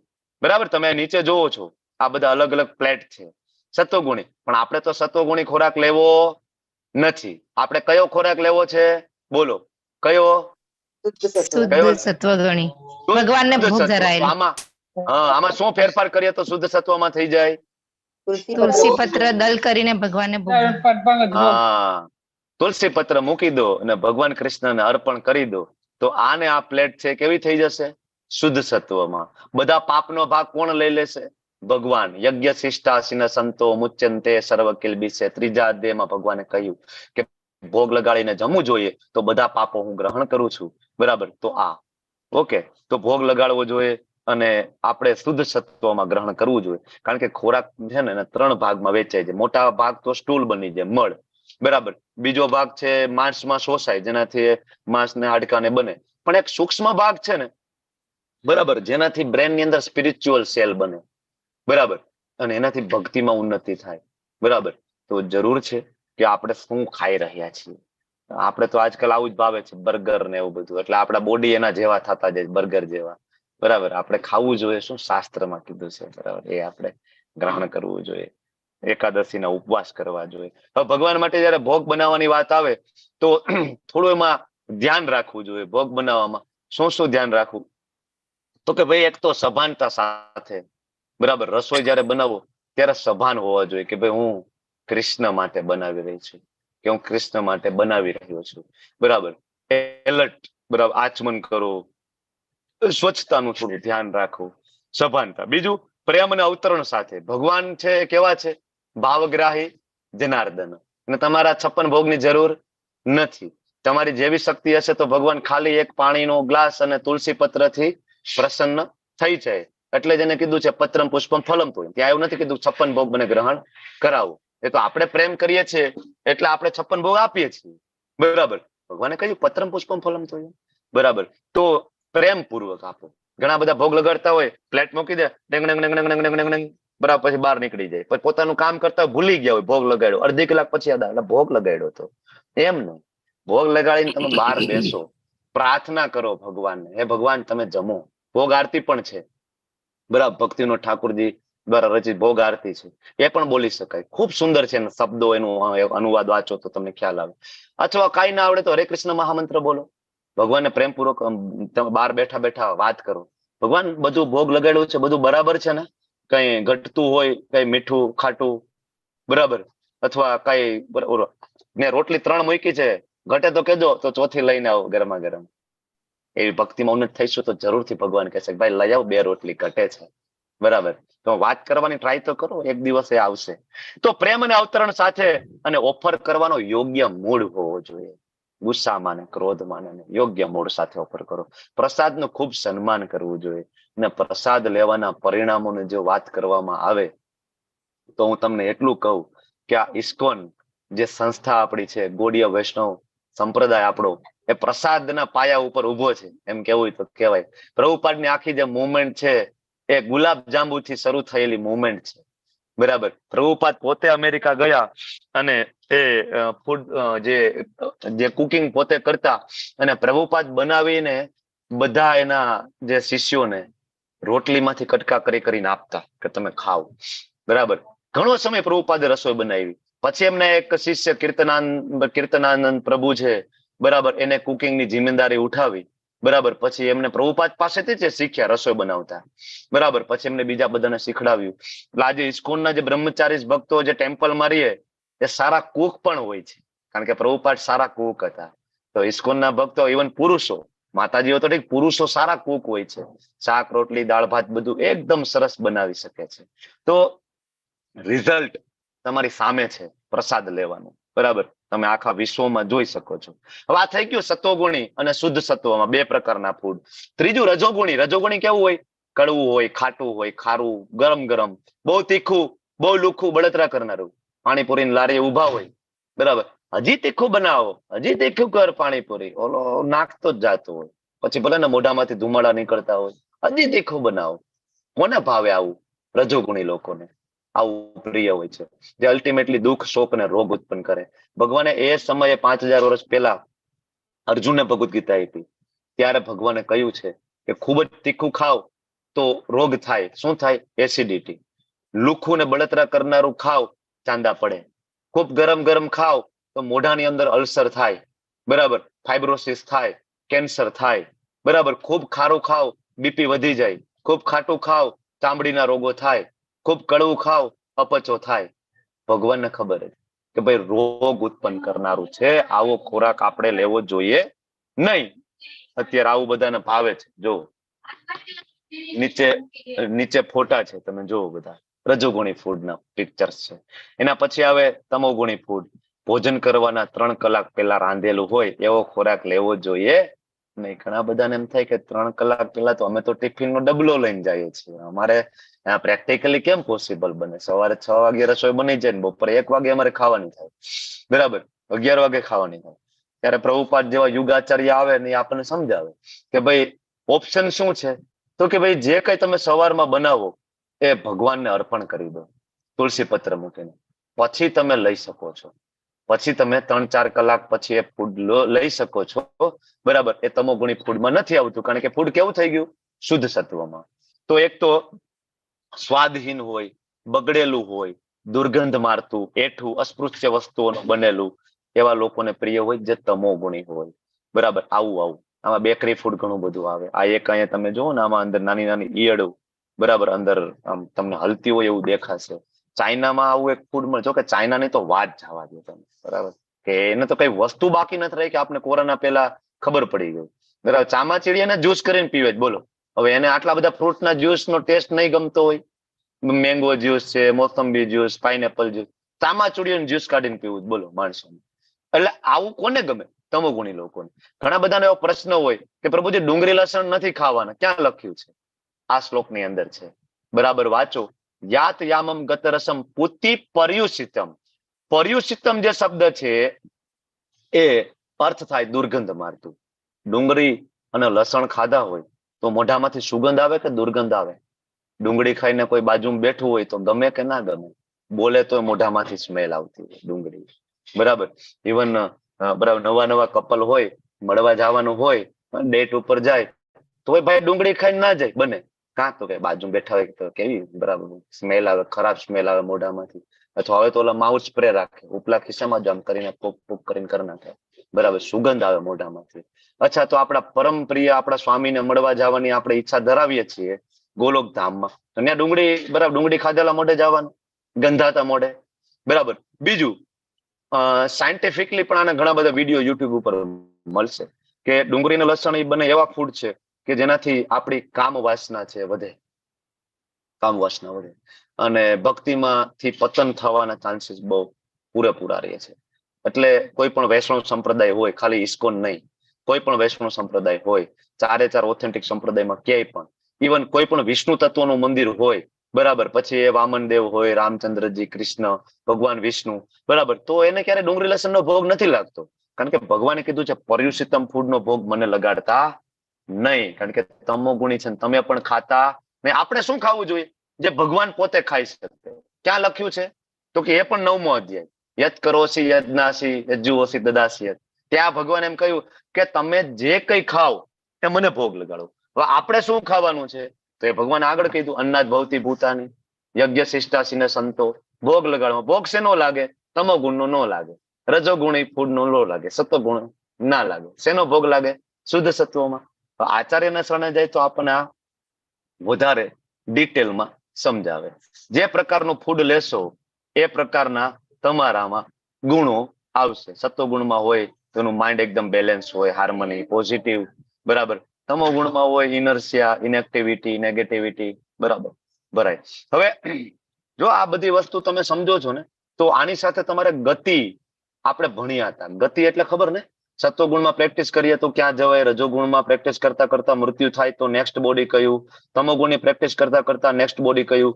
તો આ તમે જે જોયું ને, શ્રદ્ધા અને અન્ન, એમાં જેવી શ્રદ્ધા અને જેવું અન્ન, ધારો કે કોઈ વ્યક્તિ સત્વગુણી અન્નની પ્રેક્ટિસ કરે છે, સત્વગુણી શ્રદ્ધાની પ્રેક્ટિસ કરે, બરાબર, બે સત્વગુણી હશે, જેટલું જેટલું કાર્ય થાય સત્વગુણી હશે તો એને ઉપલો લોક પ્રાપ્ત થાય, બરાબર.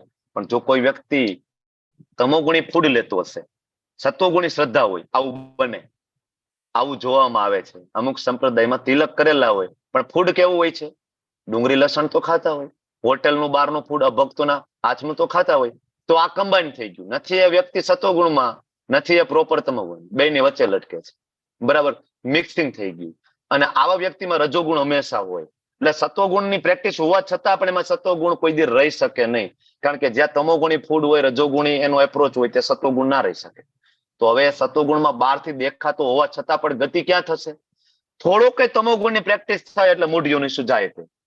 રજોગુણ પ્યોર હશે તો આપણને અહીંયા પાછો જન્મ મળે છે, પણ એમાં મિક્સર થયું તમોગુણનું, પછી કોઈ પણ રીતના તમોગુણી શ્રદ્ધા, તમોગુણી અન્ન, તમોગુણી યજ્ઞ, તમોગુણી તપ, તમોગુણી કર્તા, તમોગુણી કર્મ, તમોગુણી બુદ્ધિ આગળ આવશે. આમાંથી કાંઈ પણની પેરેલલ પ્રેક્ટિસ ચાલતી હશે અને વ્યક્તિનું મૃત્યુ થાય તો તમો ગુણમાં જ ગરકાવ થવાનો છે. મૂઢ્યોની સુજાય. બહુ ક્લિયર છે. એટલા માટે આ અધ્યાય સમજવા બહુ જરૂરી છે. તો હવે આગળનો જે પોઈન્ટ આવે છે યજ્ઞ, આપણે જોઈ લીધું, શ્રદ્ધા જોઈ લીધી, સત્વગુણ, રજોગુણ, તમોગુણ, અને કઈ શ્રદ્ધા હોવી જોઈએ? શુદ્ધ સત્વમાં. અન્ન જોયા, સત્વગુણ, રજોગુણ, તમોગુણ, બરાબર. કયું અન્ન હોવું જોઈએ? તો કે ભાઈ શુદ્ધ સત્વમાં. રેડી. હવે આગળનો જે પોઈન્ટ છે યજ્ઞ છે, બરાબર, કે યજ્ઞ કેટલા પ્રકારના અને કેમ કરવા જોઈએ? તો સૌથી પહેલા સાત્વિક યજ્ઞ, તો શાસ્ત્રોક્ત વિધિ પ્રમાણે. હવે જ્યાં સત્વગુણ આવે ને એ લોકો શાસ્ત્રોને ફોલો કરે, અને જ્યાં રજોગુણ આવે ને, જ્યાં તમોગુણ આવે ને એ શાસ્ત્રોના વિરોધી, બરાબર. આ એની એક કોમન વ્યાખ્યા. તો શાસ્ત્રોક્ત વિધિ પ્રમાણે કોઈ યજ્ઞ કરે, ફળની આશા ન રાખે, આવા લોકો દ્વારા કોઈ યજ્ઞ કરાય, સાત્વિક યજ્ઞ. ધારો કે સાત્વિક યજ્ઞ, એની શ્રદ્ધા પણ સાત્વિક. ધારો કે કોઈ વ્યક્તિ છે એ ચામુંડા માતાજીનો ભક્ત છે, બરાબર, એમના કુળદેવીનો, તો દેવીની પૂજા થઈ એટલે એની શ્રદ્ધા કેવી થઈ ગઈ? સત્વગુણી, બરાબર. હવે એ યજ્ઞ કરે છે, નવચંડી યજ્ઞ, પણ નવચંડી યજ્ઞ કરશે પણ ફળની આકાંક્ષા વગર, બરાબર. એવું નહીં કે હે માતાજી, હે મારા કુળદેવી, ઘરના મકાન થઈ જાય ને તો નવચંડી યજ્ઞ કરીશ. હવે ઘરના મકાન થઈ જાય નવચંડી યજ્ઞ કરવાનો હોય તો તમારો યજ્ઞ સત્વગુણમાં નથી. એ યજ્ઞ કયો થઈ ગયો? રજોગુણમાં. તો એ પાછું કોમ્બિનેશન થઈ ગયું. બરાબર. હવે એ સત્વગુણમાં શ્રદ્ધા હોય, પણ જો એનો યજ્ઞ સત્વગુણમાં થાય, કેવી રીતના? તમે મારા કુળદેવી છો, મને ઘણું બધું આપ્યું છે. બરાબર. હે માતાજી, ખાલી તમારી પ્રસન્નતા કરવા માટે હું નવચંડી યજ્ઞ કરું છું. મારે કાંઈ ફળ નથી જોઈતું આમાંથી, ખાલી પ્રસન્નતા. તો એ યજ્ઞ થયો સત્વગુણી. અને એ પણ શાસ્ત્રોક્ત વિધિ મુજબ હોવું જોઈએ. એવું નહીં કે ઘરે બેઠા પોતે જાતે યજ્ઞ કરી લીધો, બ્રાહ્મણને બોલાવ્યા નથી, દાન દક્ષિણા નથી, તો આવો યજ્ઞ પણ ઘોર તમો ગુણમાં જાય. તો આપણને એવું લાગે કે મારી શ્રદ્ધા સત્વગુણી, પણ ઘરે યજ્ઞ કરવો એ યજ્ઞ રજોગુણ તમો ગુણમાં થતો હોય, તો ફરીથી કમ્બાઈન થઈ ગયું, તોય સ્વર્ગ ના મળે. જો સ્વર્ગ મેળવવું પણ અઘરું છે, તમને શું લાગે છે? બધું પેરેલલ સત્વગુણમાં ચાલતું હોય તો જ સ્વર્ગ પ્રાપ્ત થવાનું છે. તો બહુ અઘરું છે. તમે જો આ બધી આગળ આપણે આવશે કઈ રીતના બધું પેરેલલ સત્વગુણમાં ચાલી શકે. તો આ સત્વગુણમાં યજ્ઞ થયો, પણ આપણે સત્વગુણ યજ્ઞ કરવો નથી. આપણે કયો યજ્ઞ કરવો છે? શુદ્ધ સત્વમાં, ગુણાતીત અવસ્થામાં. અચ્છા, ગુણાતીત અવસ્થામાં યજ્ઞ એટલે કયો? યજ્ઞ નામ જપ યજ્ઞોસ્મિ. જપ જપ કરીએ એ કેવો યજ્ઞ છે? શુદ્ધ સત્વમાં. ભગવાનને ભોગ લગાડીએ એ યજ્ઞ કેવો છે? શુદ્ધ સત્વમાં. યજ્ઞ અર્થાત કર્મણો અન્યત્ર લોકોયમ કર્મ બંધન. બરાબર. ભગવાનને ભોગ લગાડવો જોઈએ. ભગવાન કૃષ્ણની પ્રસન્નતા માટે કરવામાં આવેલા કર્મ સિવાય બધા કર્મોનું બંધન થાય છે. આ બધું આપણે ક્યાં ભણી ગયા છીએ? 3જા અધ્યાયમાં. ઓકે. તો હવે આ શુદ્ધ સત્વ, બરાબર, ગુણાતીત અવસ્થામાં જો આ યજ્ઞશીલ પ્રભુપાદ જે કરી રહ્યા છે. પ્રભુપાદજીનું ટિફિન તમને દેખાય છે? સન્યાસી ટિફિન. પ્રભુપાદનું ટિફિન એવું હતું કે એક જ ટિફિનમાં પ્રભુપાદજી બધું બનાવી નાખતા. નીચે સબ્જી હોય, બરાબર, ઉપર દાળ હોય, એની ઉપર ભાત હોય, અને એક સાથે બધું એમાં મૂકી દે. બરાબર. જે પાણી ને બધું નાખવાનું બધું મિક્સ કરી દે, અને સીધું ગેસ ઉપર એક જ ટિફિન મૂકવાનું હોય, અને એમાં બની જાય એક સાથે. અલગ અલગ નહોતું બનાવવું પડતું પ્રભુપાદને. એની પ્રભુપાદની કળા હતી. અને ઇવન પ્રભુપાદ છે એ 100 ડીઓટી નું ફૂડ 45 મિનિટમાં બનાવી નાખતા, 45 મિનિટમાં. બરાબર. એમના લેક્ચરમાં એમના શિષ્યોએ કીધું છે 45 મિનિટમાં પ્રભુપાદ 100 વ્યક્તિનું જમણવાર બનાવી નાખે બધું. બરાબર. એમાં દાળ ભાત ને બધું હોય, પ્રભુપાદ બનાવી નાખે 45 મિનિટમાં. એટલા એક્સપર્ટ હતા કુકિંગમાં. બરાબર. કોની પ્રસન્નતા માટે કરતા હતા? પોતાને નામ મેળવવા માટે. અચ્છા, શું આપણે પ્રભુપાદ તરીકે ઓળખાઈએ છીએ અત્યારે? તમે લોકો તિલક કરીને બહાર નીકળો, કોઈએ તમને આજ સુધી કીધું તમે પ્રભુપાદ વાળા છો ને? કીધું કોઈએ? કયું કોઈ દિવસ નહીં? શું કે છે આપણને તિલક જોઈને? હા, હરે કૃષ્ણ વાળા. હરે કૃષ્ણ વાળા. ભગવાનના નામથી આપણે ઓળખાય, પ્રભુપાદના નામથી નથી ઓળખાતા. બાકી તો ઘણા બધા છે જે પોતાના નામથી ઓળખાવી દીધા એના અનુયાયીઓને. બરાબર. આપણે નામ નથી લેતા, કોન્ટ્રોવર્સી થાય પાછી. પ્રભુપાદે પોતાના નામથી પણ ના આપને ઓળખાવ્યા. તમે કૃષ્ણના છો અને કૃષ્ણના નામથી તમે ઓળખાવો. બરાબર. કેટલા મહાન સંત થઈ ગયા, પણ આપણે કોઈ દિવસ એની કદર થઈ નહીં. હવે આ થઈ ગયું સતોગુણી. આગળ રજોગુણી યજ્ઞ કેવો હોય? તો કે ભાઈ જે યજ્ઞ દુનિયાવી લાભ માટે. મેં હમણાં શું કહ્યું? હે માતાજી, ઘરના મકાન થઈ જાય તો નવચંડી યજ્ઞ કરું. કયો યજ્ઞ થઈ ગયો? રજોગુણી. બરાબર. ગર્વ ખાતર. બરાબર ને? ડોક્ટર કાકડિયાજી યજ્ઞ કરવાના છે. કેટલો ખર્ચો કરવાના કાકડિયાજી યજ્ઞમાં? 5 લાખ રૂપિયા. અચ્છા, કાંઈ વાંધો નહીં, હું બોલાવું, તમારા કરતા સારા બ્રાહ્મણો લઈ આવું હરિદ્વારથી. 11 લાખ રૂપિયાનો ખર્ચો કરવો છે આપણે. દેખાડવું પડે કે કાકડિયાજી કરતા મારી પાસે વધારે પૈસા છે. ગર્વ ખાતર આવા કોઈ યજ્ઞ કરે, આને કેવો કહેવાય? રજોગુણી. અને આવા રજોગુણી યજ્ઞ કોઈ કરે, બહારથી ખૂબ સારું લાગે, ગતિ શું થાય? કાંઈ નહીં. નહીં ઉપર ને નહીં નીચે, હતા ત્યાં છે. ફાયદો શું થાય? કાંઈ ફાયદો નથી. બરાબર. અને જે યજ્ઞ શાસ્ત્રોક્ત નિર્દેશોની ઉપેક્ષા વગર, શાસ્ત્રમાં જે આપ્યું છે વિરુદ્ધ, વેદ મંત્રોના ઉચ્ચારણ વગર, પ્રસાદ વેચ્યા વગર, પુરોહિતોને બ્રાહ્મણોને દક્ષિણા આપ્યા વગર, અને શ્રદ્ધા વગર કરવામાં આવે તો આવો યજ્ઞ છે તમોગુણી યજ્ઞ છે. તમોગુણી યજ્ઞ. આ નીચે જો ભસ્માસુર, રાવણ, આ બધા એવા એવા યજ્ઞ કર્યા છે. રાવણે શિવજીને પ્રસન્ન કરવા માટે એક પછી એક બધા માથા વધારે મૂકી દીધા હતા. બરાબર. શિવજી પછી બિચારા કંટાળીને કે બોલ ને શું જોઈએ. એવી રીતના ભસ્માસુરે એક પછી એક અંગ કાપીને છેલ્લા કે માથું કાપી નાખો. ભગવાન કે બોલ હવે શું છે? હવે એકચ્યુઅલી શિવજી આશુતોષ છે. બરાબર. તો આવા માટે નહીતર જનરલી શિવજી પ્રસન્ન થઈ જાય, પણ આ બધાને ગળા કાપવા પડ્યા હતા એના માટે. શિવજી કે બોલ ભાઈ, કઈ વાંધો નહીં, શું જોયું? ભસ્માસુર શું માગ્યું? મને એવું વરદાન આપવાનું જેના ઉપર હાથ મૂકું ને ભસ્મ થઈ જાય.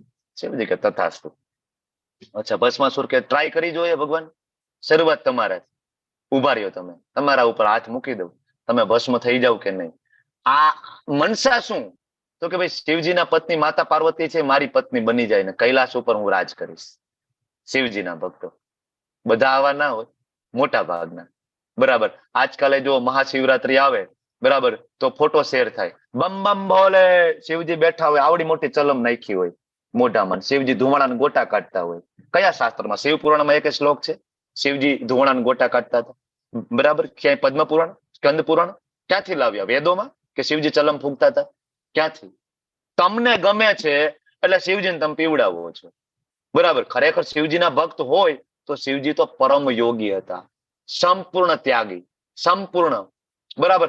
વસ્ત્રો પણ ધારણ કરવા નહોતા શિવજીને. તો શિવજીનો વરઘોડો ક્યારેક સાંભળજો તો ખરી. હા, લગ્ન હતા શિવજીના, બરાબર, અને બધા તૈયાર કરવા દેવી દેવતાઓ તો સીધા જાનમાં પૂછી ગયા હતા હિમાલય. તૈયાર કરવા વાળું કોઈ નોરી, બધા ગણ હતા. બરાબર. શિવજીને કહે છે નાઈ લ્યો, તૈયાર થઈ જાવ. કે ના ના કાંઈ નહીં, કે મારે ટાઈમ ડિસ્ટર્બ થાય ને, મારે જે માળા બાકી છે, જપ બાકી છે. અરે ભગવાન, તમારું આજે સ્વયં તમારે જવાનું છે, ફેરા ફરવાનું, બધું ઠીક છે, બધું થઈ જશે, બહુ ચિંતા ના કરવાની. ગણો કે આ માનશે નહીં દાદા, શું કરવું? ગયા સ્મશાનમાં, ડોયલું ભરીને રાખ લઈ આવ્યા ગરમ ગરમ, નાખો માથે, કે આ થઈ ગયું ગરમ ગરમ પાણીથી સ્નાન. બરાબર. 2-4 વીછી લઈ આવ્યા, અહીં ટીંગાડી દીધા, કે આ થઈ ગયા એના કુંડળ.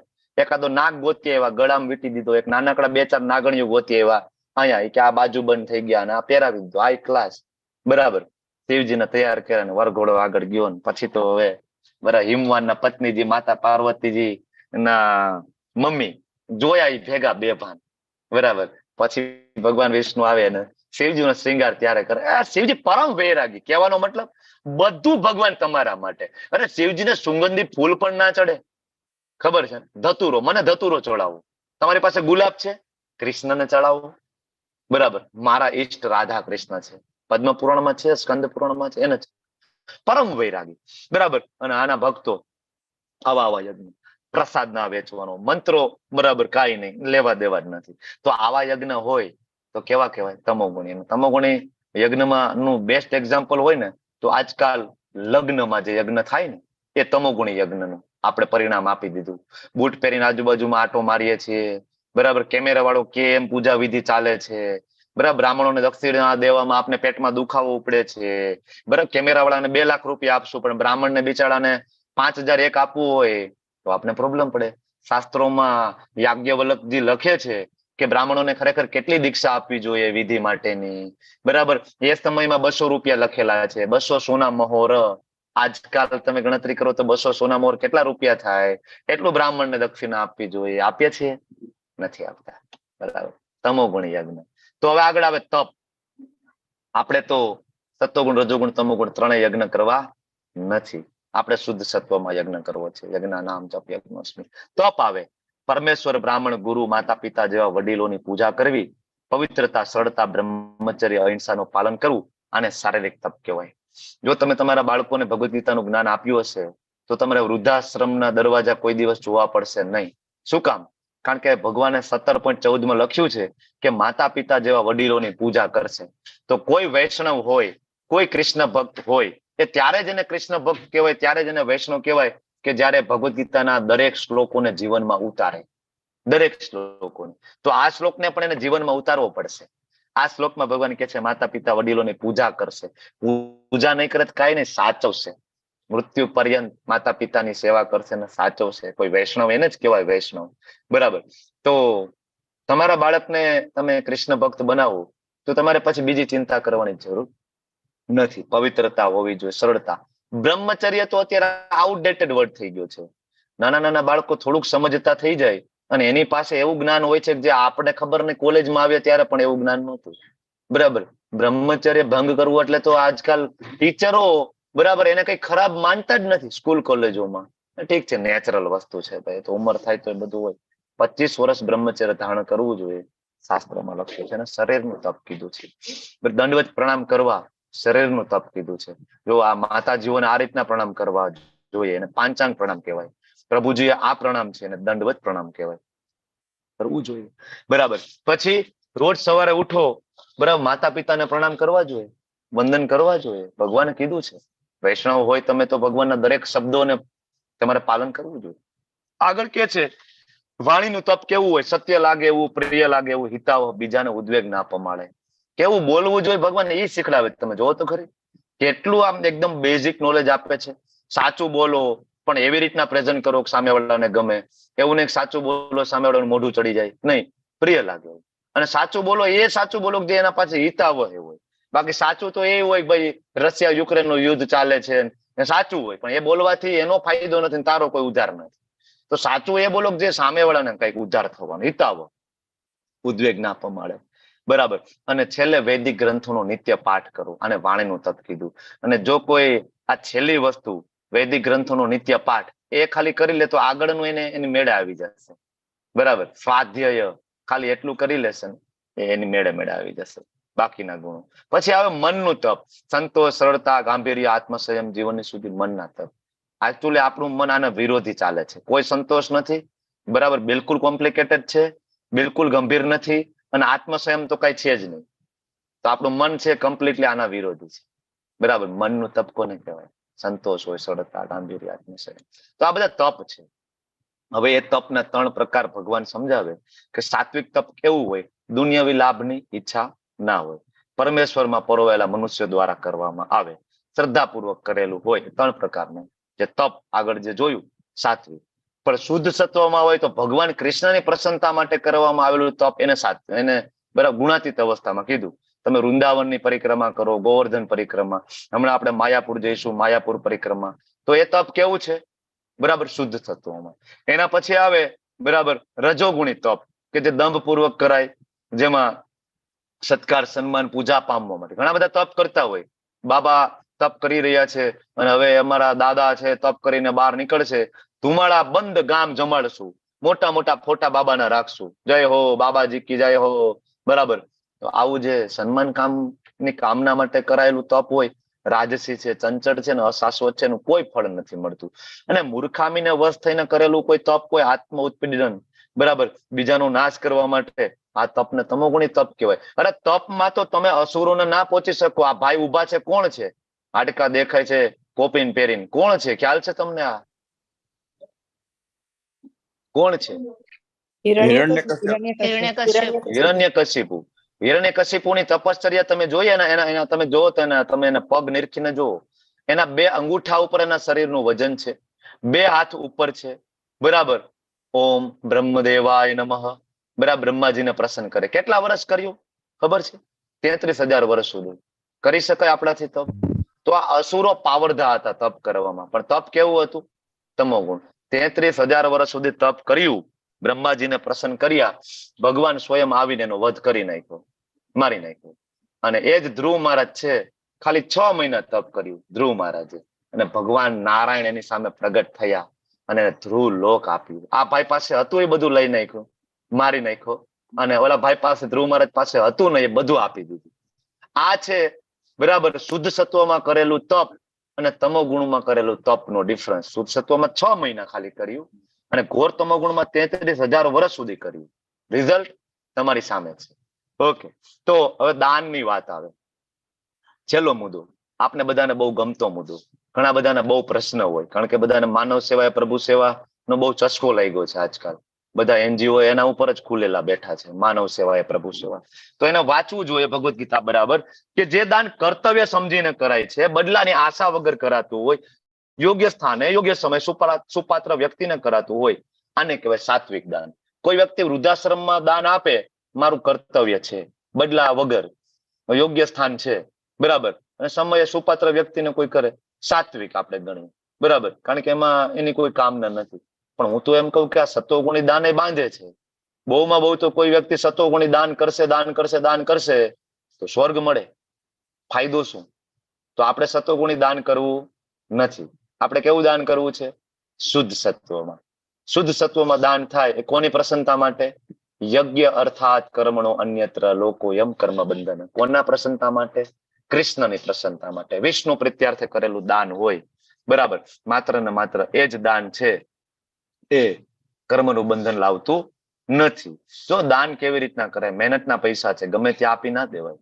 યાદ રાખજો તમે, બધી જગ્યાએ દાન ના થાય. નીચે પ્રસંગ છે, બલી મહારાજ બેઠા છે, શુક્રાચાર્યજી એના કાનમાં આવીને કહે છે કે બલી, આ નાનો એવો છોકરો તારી પાસે 3 ડગલા જમીન માગે છે, તો બિલકુલ એવું ના સમજતો કે નાનો એવું બાળક છે. તું જાણી લે બલી કે સ્વયં નારાયણ છે, વિષ્ણુ છે. બલી મહારાજ એમ કે છે કે અચ્છા નારાયણ વિષ્ણુ મારી પાસે આવ્યા યાચક તરીકે, હું થોડો પાછો પડું. મારા દાદા બરાબર પ્રહલાદ મહારાજ નો પૌત્ર છું. દાન કર્યું તો ભગવાન એના માટે એક લોકમાં એમની સાથે રહ્યા, ભગવાન બલી મહારાજની સાથે, ભગવાનની પ્રસન્નતા માટે. ભગવદ ગીતાનું દાન કરો, ભાગવતમનું દાન કરો. શ્રેષ્ઠ અવસર છે તમારી પાસે. ભાગવતમનું દાન, આપણું મંદિર બની રહ્યું છે, તમે દાન કરો. એમાં લક્ષ્મીની જરૂર છે આપણા મંદિરમાં. થોડું થોડું તમે લોકો ટેવ પાડો, બરાબર. નાનામાં નાની રાશિ, 100 રૂપીસ, 200 રૂપીસ, અહીંથી શરૂઆત કરો. કારણ કે દાન કરવું એ ભક્તિનો એક ભાગ છે.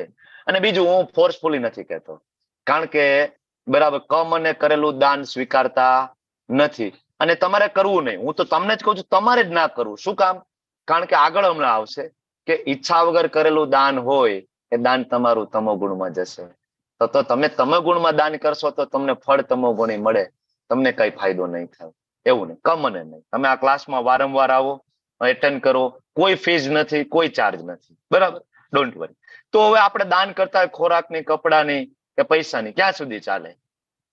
બહુમાં બહુ તો એક ટાઈમ જમાડો, બીજે ટાઈમ ભૂખ્યું થઈ જાય માણસ. પણ તમે એને માળા કરતા શીખડાવો, ભાગવતમ ભગવદ ગીતા આપો, એનું જીવન અને એની પેઢી સુધરી જશે. બીજું દાન રજોગુણી, કે દાન અમુક બદલાની અપેક્ષાથી કરાય. જો હું દાન આપીશ ટેક્સમાં બાદ મળે તો, હું દાન આપીશ સમાજની વાડી ઉપર મારું નામ લખાય ને તો, બરાબર. કર્મફળની ઈચ્છા અથવા ના મરજીપૂર્વક, જો હમણાં મેં તમને કહ્યું ના મરજીપૂર્વક કોઈ દાન કરે, એ રજોગુણી દાન છે. આજકાલ તો આપણે કોરોનામાં જોયું છે, માણસો $1.5 માસ્કનું દાન કરવા જાય તો માસ્ક આમ પહેરાવતો હોય અને ફોટો પાડતા હોય. અમુક સિવિલ હોસ્પિટલોમાં માણસો કેળાનું દાન કરવા જતા હોય, બરાબર. હવે ઓલું જે પેશન્ટ છે ખાટલા ઉપર સૂતું હોય અને અહીંથી ભાઈ આમ બધા કેળા આપતા હોય, લગભગ 10 જણા એક કેળું પકડ્યું હોય, એક કેળું પકડ્યું બધા આમ હાથ અડાડ્યું, ને ખબર નહીં કેળું વજનદાર છે કે 10 જણા ઉપાડવું પડે, ખ્યાલ ના આવે આપણને. એક જ કેળું હોય, તમે જોજો, બરાબર. કેટલાય ફોટા ફરે, એક કેળું આપતા હોય 10 જણા ઉભા હોય. એક કેળાની કિંમત શું? તમે ઉગાડ્યું છે, જમીન તમારી, પાણી તમારું, સૂર્યપ્રકાશ તમારો, એની અંદર ટેસ્ટ તમે લાવ્યા, તોય આપણે ઉભા રહી જાય ખોટા પડવા માટે. આવું જે દાન છે રજોગુણી દાન છે. એનું અલ્ટિમેટલી ફળ કેવું મળે? ચંચળ, અશાશ્વત, કોઈ ફળ નથી. અને જે દાન ગમે તેવી અપવિત્ર જગ્યાએ કરો, અનુસૂચિત સમયે, કુપાત્ર માણસને ધ્યાન આદર આપ્યા વગર દાન કરાય, હળધૂત કરીને, તમારે ત્યાં કોઈ ગેટ ઉપર કોઈ સંન્યાસી આવે, કોઈ વૈષ્ણવ આવે, અડધૂત કરીને તમે દાન કરો, એ તમોગુણી દાન છે. આદર આપવો જોઈએ દાન આપો ત્યારે. દાન આપો તો બિલકુલ એક હાથથી દાન કરો, બીજા હાથને ખબર ના પડે એવી રીતના દાન કરવું જોઈએ. અપવિત્ર જગ્યાએ દાન કરવું એટલે શું? ઘણા બધા જે સંગઠનો ચાલે છે, આતંકવાદી સંગઠનો, એને ફંડિંગ કોણ કરે છે? એ બધાને પણ એવું છે કે અમે દાન કરીએ છીએ ધર્મની રક્ષા માટે, બરાબર. એ દાનનો ઉપયોગ કરીને આતંકવાદીઓ કેટલા નાના નાના બાળકોને મારી નાખે, માતાજીઓનું રેપ કરી રહ્યા છે. અપવિત્ર જગ્યા છે, અનુસૂચિત સમય છે, કુપાત્ર માણસ છે આ તમે જેને દાન કરો. માણસો ફોરેનમાં દારૂ પીવા માટે દાન કરે છે, બરાબર. આ બેઠા પણ હોય છે અમુક જે ડ્રગિસ્ટ હોય, નશો કરતા હોય, પૈસા ના હોય, હાથમાં બોર્ડ લઈને બેસે કે નશો કરવાના પૈસા નથી, થોડાક પૈસા આપો. માણસો એને દાન કરે. ધ્યાન રાખવું પડે. તમને શું લાગે કે તમે લોકો ઉભા છો કારમાં અને તમે તમારી કારની વિન્ડો નીચે કરી અને કોઈ પણ ભિખારી આવે દાન આપી દો છો? તમને શું લાગે છે કે તમે છૂટી જવાના છો? એ ભિખારી તમારી પાસેથી દાન લઈ ગયો, આગળ જઈ અને એનું દારૂની એક પોટલી લઈ લીધી, દારૂ પીધો, નશામાં ધૂત થઈને કોઈની છેડતી કરી, કોઈની હત્યા કરી, અથવા તમારા પૈસાને ક્યાંકથી છરી ચાકુ ખરીદી કોઈની હત્યા કરી. તમને શું લાગે કે તમે બચી ગયા દાન આપીને? નહીં. કર્મનો સિદ્ધાંત છે એને જાણવો બહુ અટપટો છે, અઘરો છે, છોડતો નથી, બિલકુલ છોડતો નથી.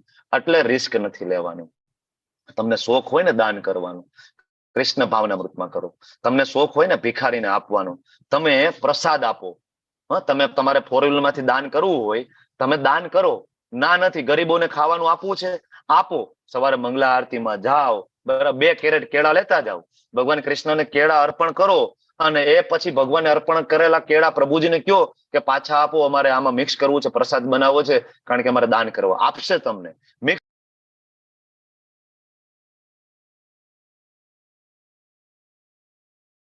પ્રભુજી અવાજ નહીં આવી. પ્રભુજી મ્યુટ થઈ ગયો તમે. અવાજ નથી આવતો પ્રભુજી. મ્યુટ થઈ ગયા પ્રભુજી. પ્રભુજી તમારો અવાજ નથી આવતો. હરે કૃષ્ણ પ્રભુજી અવાજ હરે નથી કૃષ્ણ પ્રભુજી તમારો અવાજ નથી આવતો.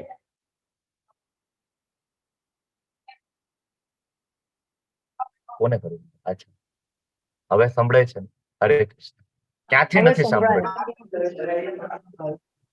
આગળનું તો સમજાઈ ગયું. તમે જે દાન ને પાઠ બોલી બધું ગયા ને એ અમને કશું દાન વાળો સંભળાણું પોઈન્ટ કવર નથી. થઈ ગયો. કેળાના હરે કૃષ્ણ. પ્રસાદ મંદિરમાં કેળા આપ્યા ને ત્યાંથી. બોલો.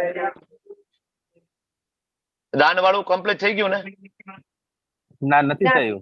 ના કેળા પ્રભુજી, મંદિરમાં તમે અચ્છા, કેળા કેળા આપવાની આપ્યા વાત ને થઈ. ત્યાંથી. હા, એના પછી કઈ ઓકે. સંભળાણું નથી. હા તો પૂરું થઈ ગયું. આપણે કેળા વેચી દીધા, બરાબર, પ્રસાદ કરી દીધો, એટલે ત્યાં કાર્યક્રમ પૂરો થઈ ગયો.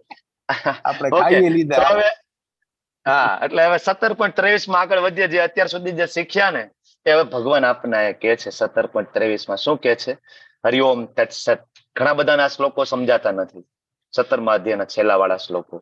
એકચ્યુઅલી શ્લોકો શું કહી રહ્યા છે કે સર્જનની શરૂઆતથી ઓમ તત્સત આ ત્રણેય શબ્દનો પરમ સત્યનો નિર્દેશ કરવા માટે પ્રયોગ થયો. પરમ સત્ય કોણ? પરમ સત્ય ધીમહિ, કૃષ્ણ.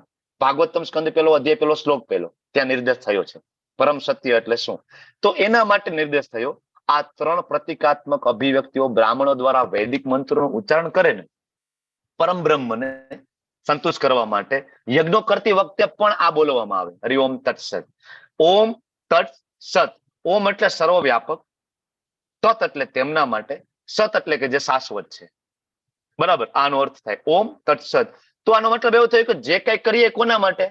કે જે શાશ્વત છે, પરમ બ્રહ્મ, ભગવાન માટે. તો એ તો મેં તમને સમજાવ્યું કે અત્યાર સુધી આપણે જે કઈ કરવાનું કોના માટે કરવાનું? એ ભગવાન આ કહી રહે. શું કામ? અહીંયા ભગવદ ગીતા પૂરી થાય છે. તમને એમ થાય કે 18મો અધ્યાય તો બાકી છે. 18મો અધ્યાય છે એ રીકેપ છે, ઓલમોસ્ટ રિવિઝન છે. ભગવદ ગીતા 17મા અધ્યાયમાં પૂરી થઈ ગઈ છે. હવે કે છે હે પાર્થ, પરમેશ્વરના સદા વગર કોઈ યજ્ઞ, દાન, તપ કાંઈ પણ કર્યું હોય, ભગવાનમાં સેન્ટરને કૃષ્ણને સેન્ટરમાં રાખ્યા વગર તમે કોઈ પણ યજ્ઞ, દાન, તપ કરશો, ક્ષણભંગુર છે, અસત છે, એનું ફળ નથી મળતું, આગામી જન્મમાં વ્યર્થ છે અને અહીંયા પણ વ્યર્થ છે. જો આપણે આવા કેટલા દાન કર્યા હશે આજ સુધીમાં, યાદ છે?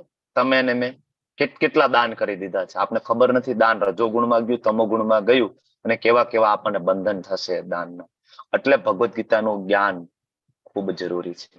બરાબર. હવે વાત આવે છે જયારે દાનની, બરાબર, તો મારી ફરજ બને કે આપણી ઇસ્કોન મેંગલુરુની જે દાનની જે સ્લાઇડો છે તમારી સામે રન કરું.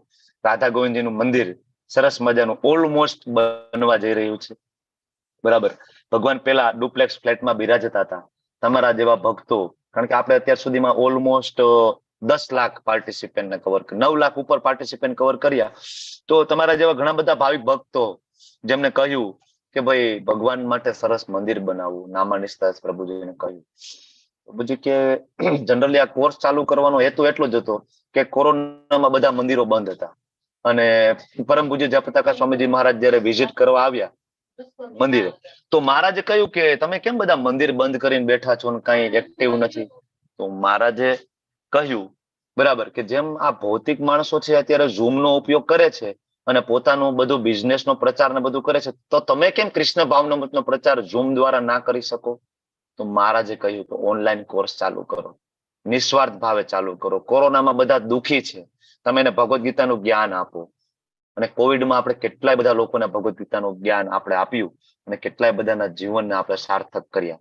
મોટા ભાગના કૃષ્ણ ભાવનામૃતમાં આવ્યા હોય, કોવિડમાં બહુ બધા માણસો આવ્યા કૃષ્ણ ભાવનામૃતમાં, બહુ બધા માણસો આવ્યા. બરાબર.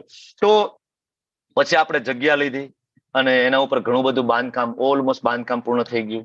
હવે અંદર જે પીઓપી ના ને બધા કામકાજ જે છે, ડેકોરેશન ના કામકાજ ચાલી રહ્યા છે. આશ્રમ, ટેમ્પલ, બેઝમેન્ટ, ગેસ્ટ હાઉસ બધું.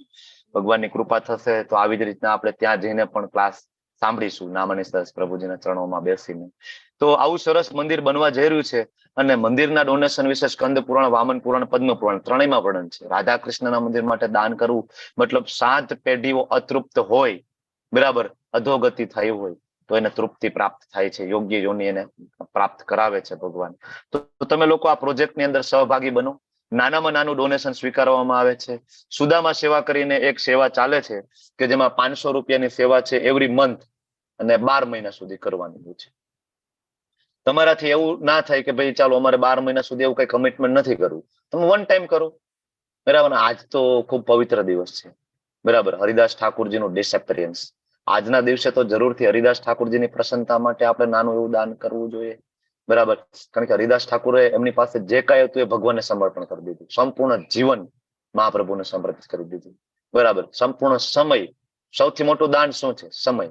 192 માળા કરવી એટલે સંપૂર્ણ સમય ભગવાનને આપી દીધું, સંપૂર્ણ આયુષ્ય. તો આપણે થોડુંક આપણામાંથી આપી શકીએ. તો આવી નાનીથી લઈને મોટી મોટી સેવા છે. ઘણા બધા મોટું મોટું દાન પણ કરતા હોય છે. આપણી બેચમાં જ છે, પણ આપણે કોઈનું નામ હાઇલાઇટ કરતા નથી. કારણ કે ભગવાનની સામે નાની સેવા કે મોટી સેવા એવી કોઈ વ્યાખ્યા છે નહીં. ભગવાન માટે એક જ વસ્તુ છે, સેવા. તમે જે કઈ કરતા હોય તે બરાબર સમાન બરાબર કક્ષે ઉભા છે સેવા કરનારાઓ. તમે લોકો સેવા કરો અને ટ્રાય કરો.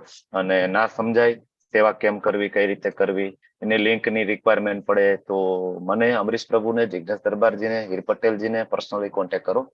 તમને ગાઈડ કરશે. ખૂબ ખૂબ ધન્યવાદ. તમે બધાએ મને ખૂબ પ્રેમપૂર્વક સાંભળ્યો. તમારો બધાનો આભારી છું. વાંછા કલ્પતરુભ્યશ્ચ કૃપા સિંધુભ્યૈવ ચ પતિતાનાં પાવનેભ્યો વૈષ્ણવેભ્યો નમો નમઃ. હરે કૃષ્ણ કૃષ્ણ કૃષ્ણ હરે હરે, હરે રામ રામ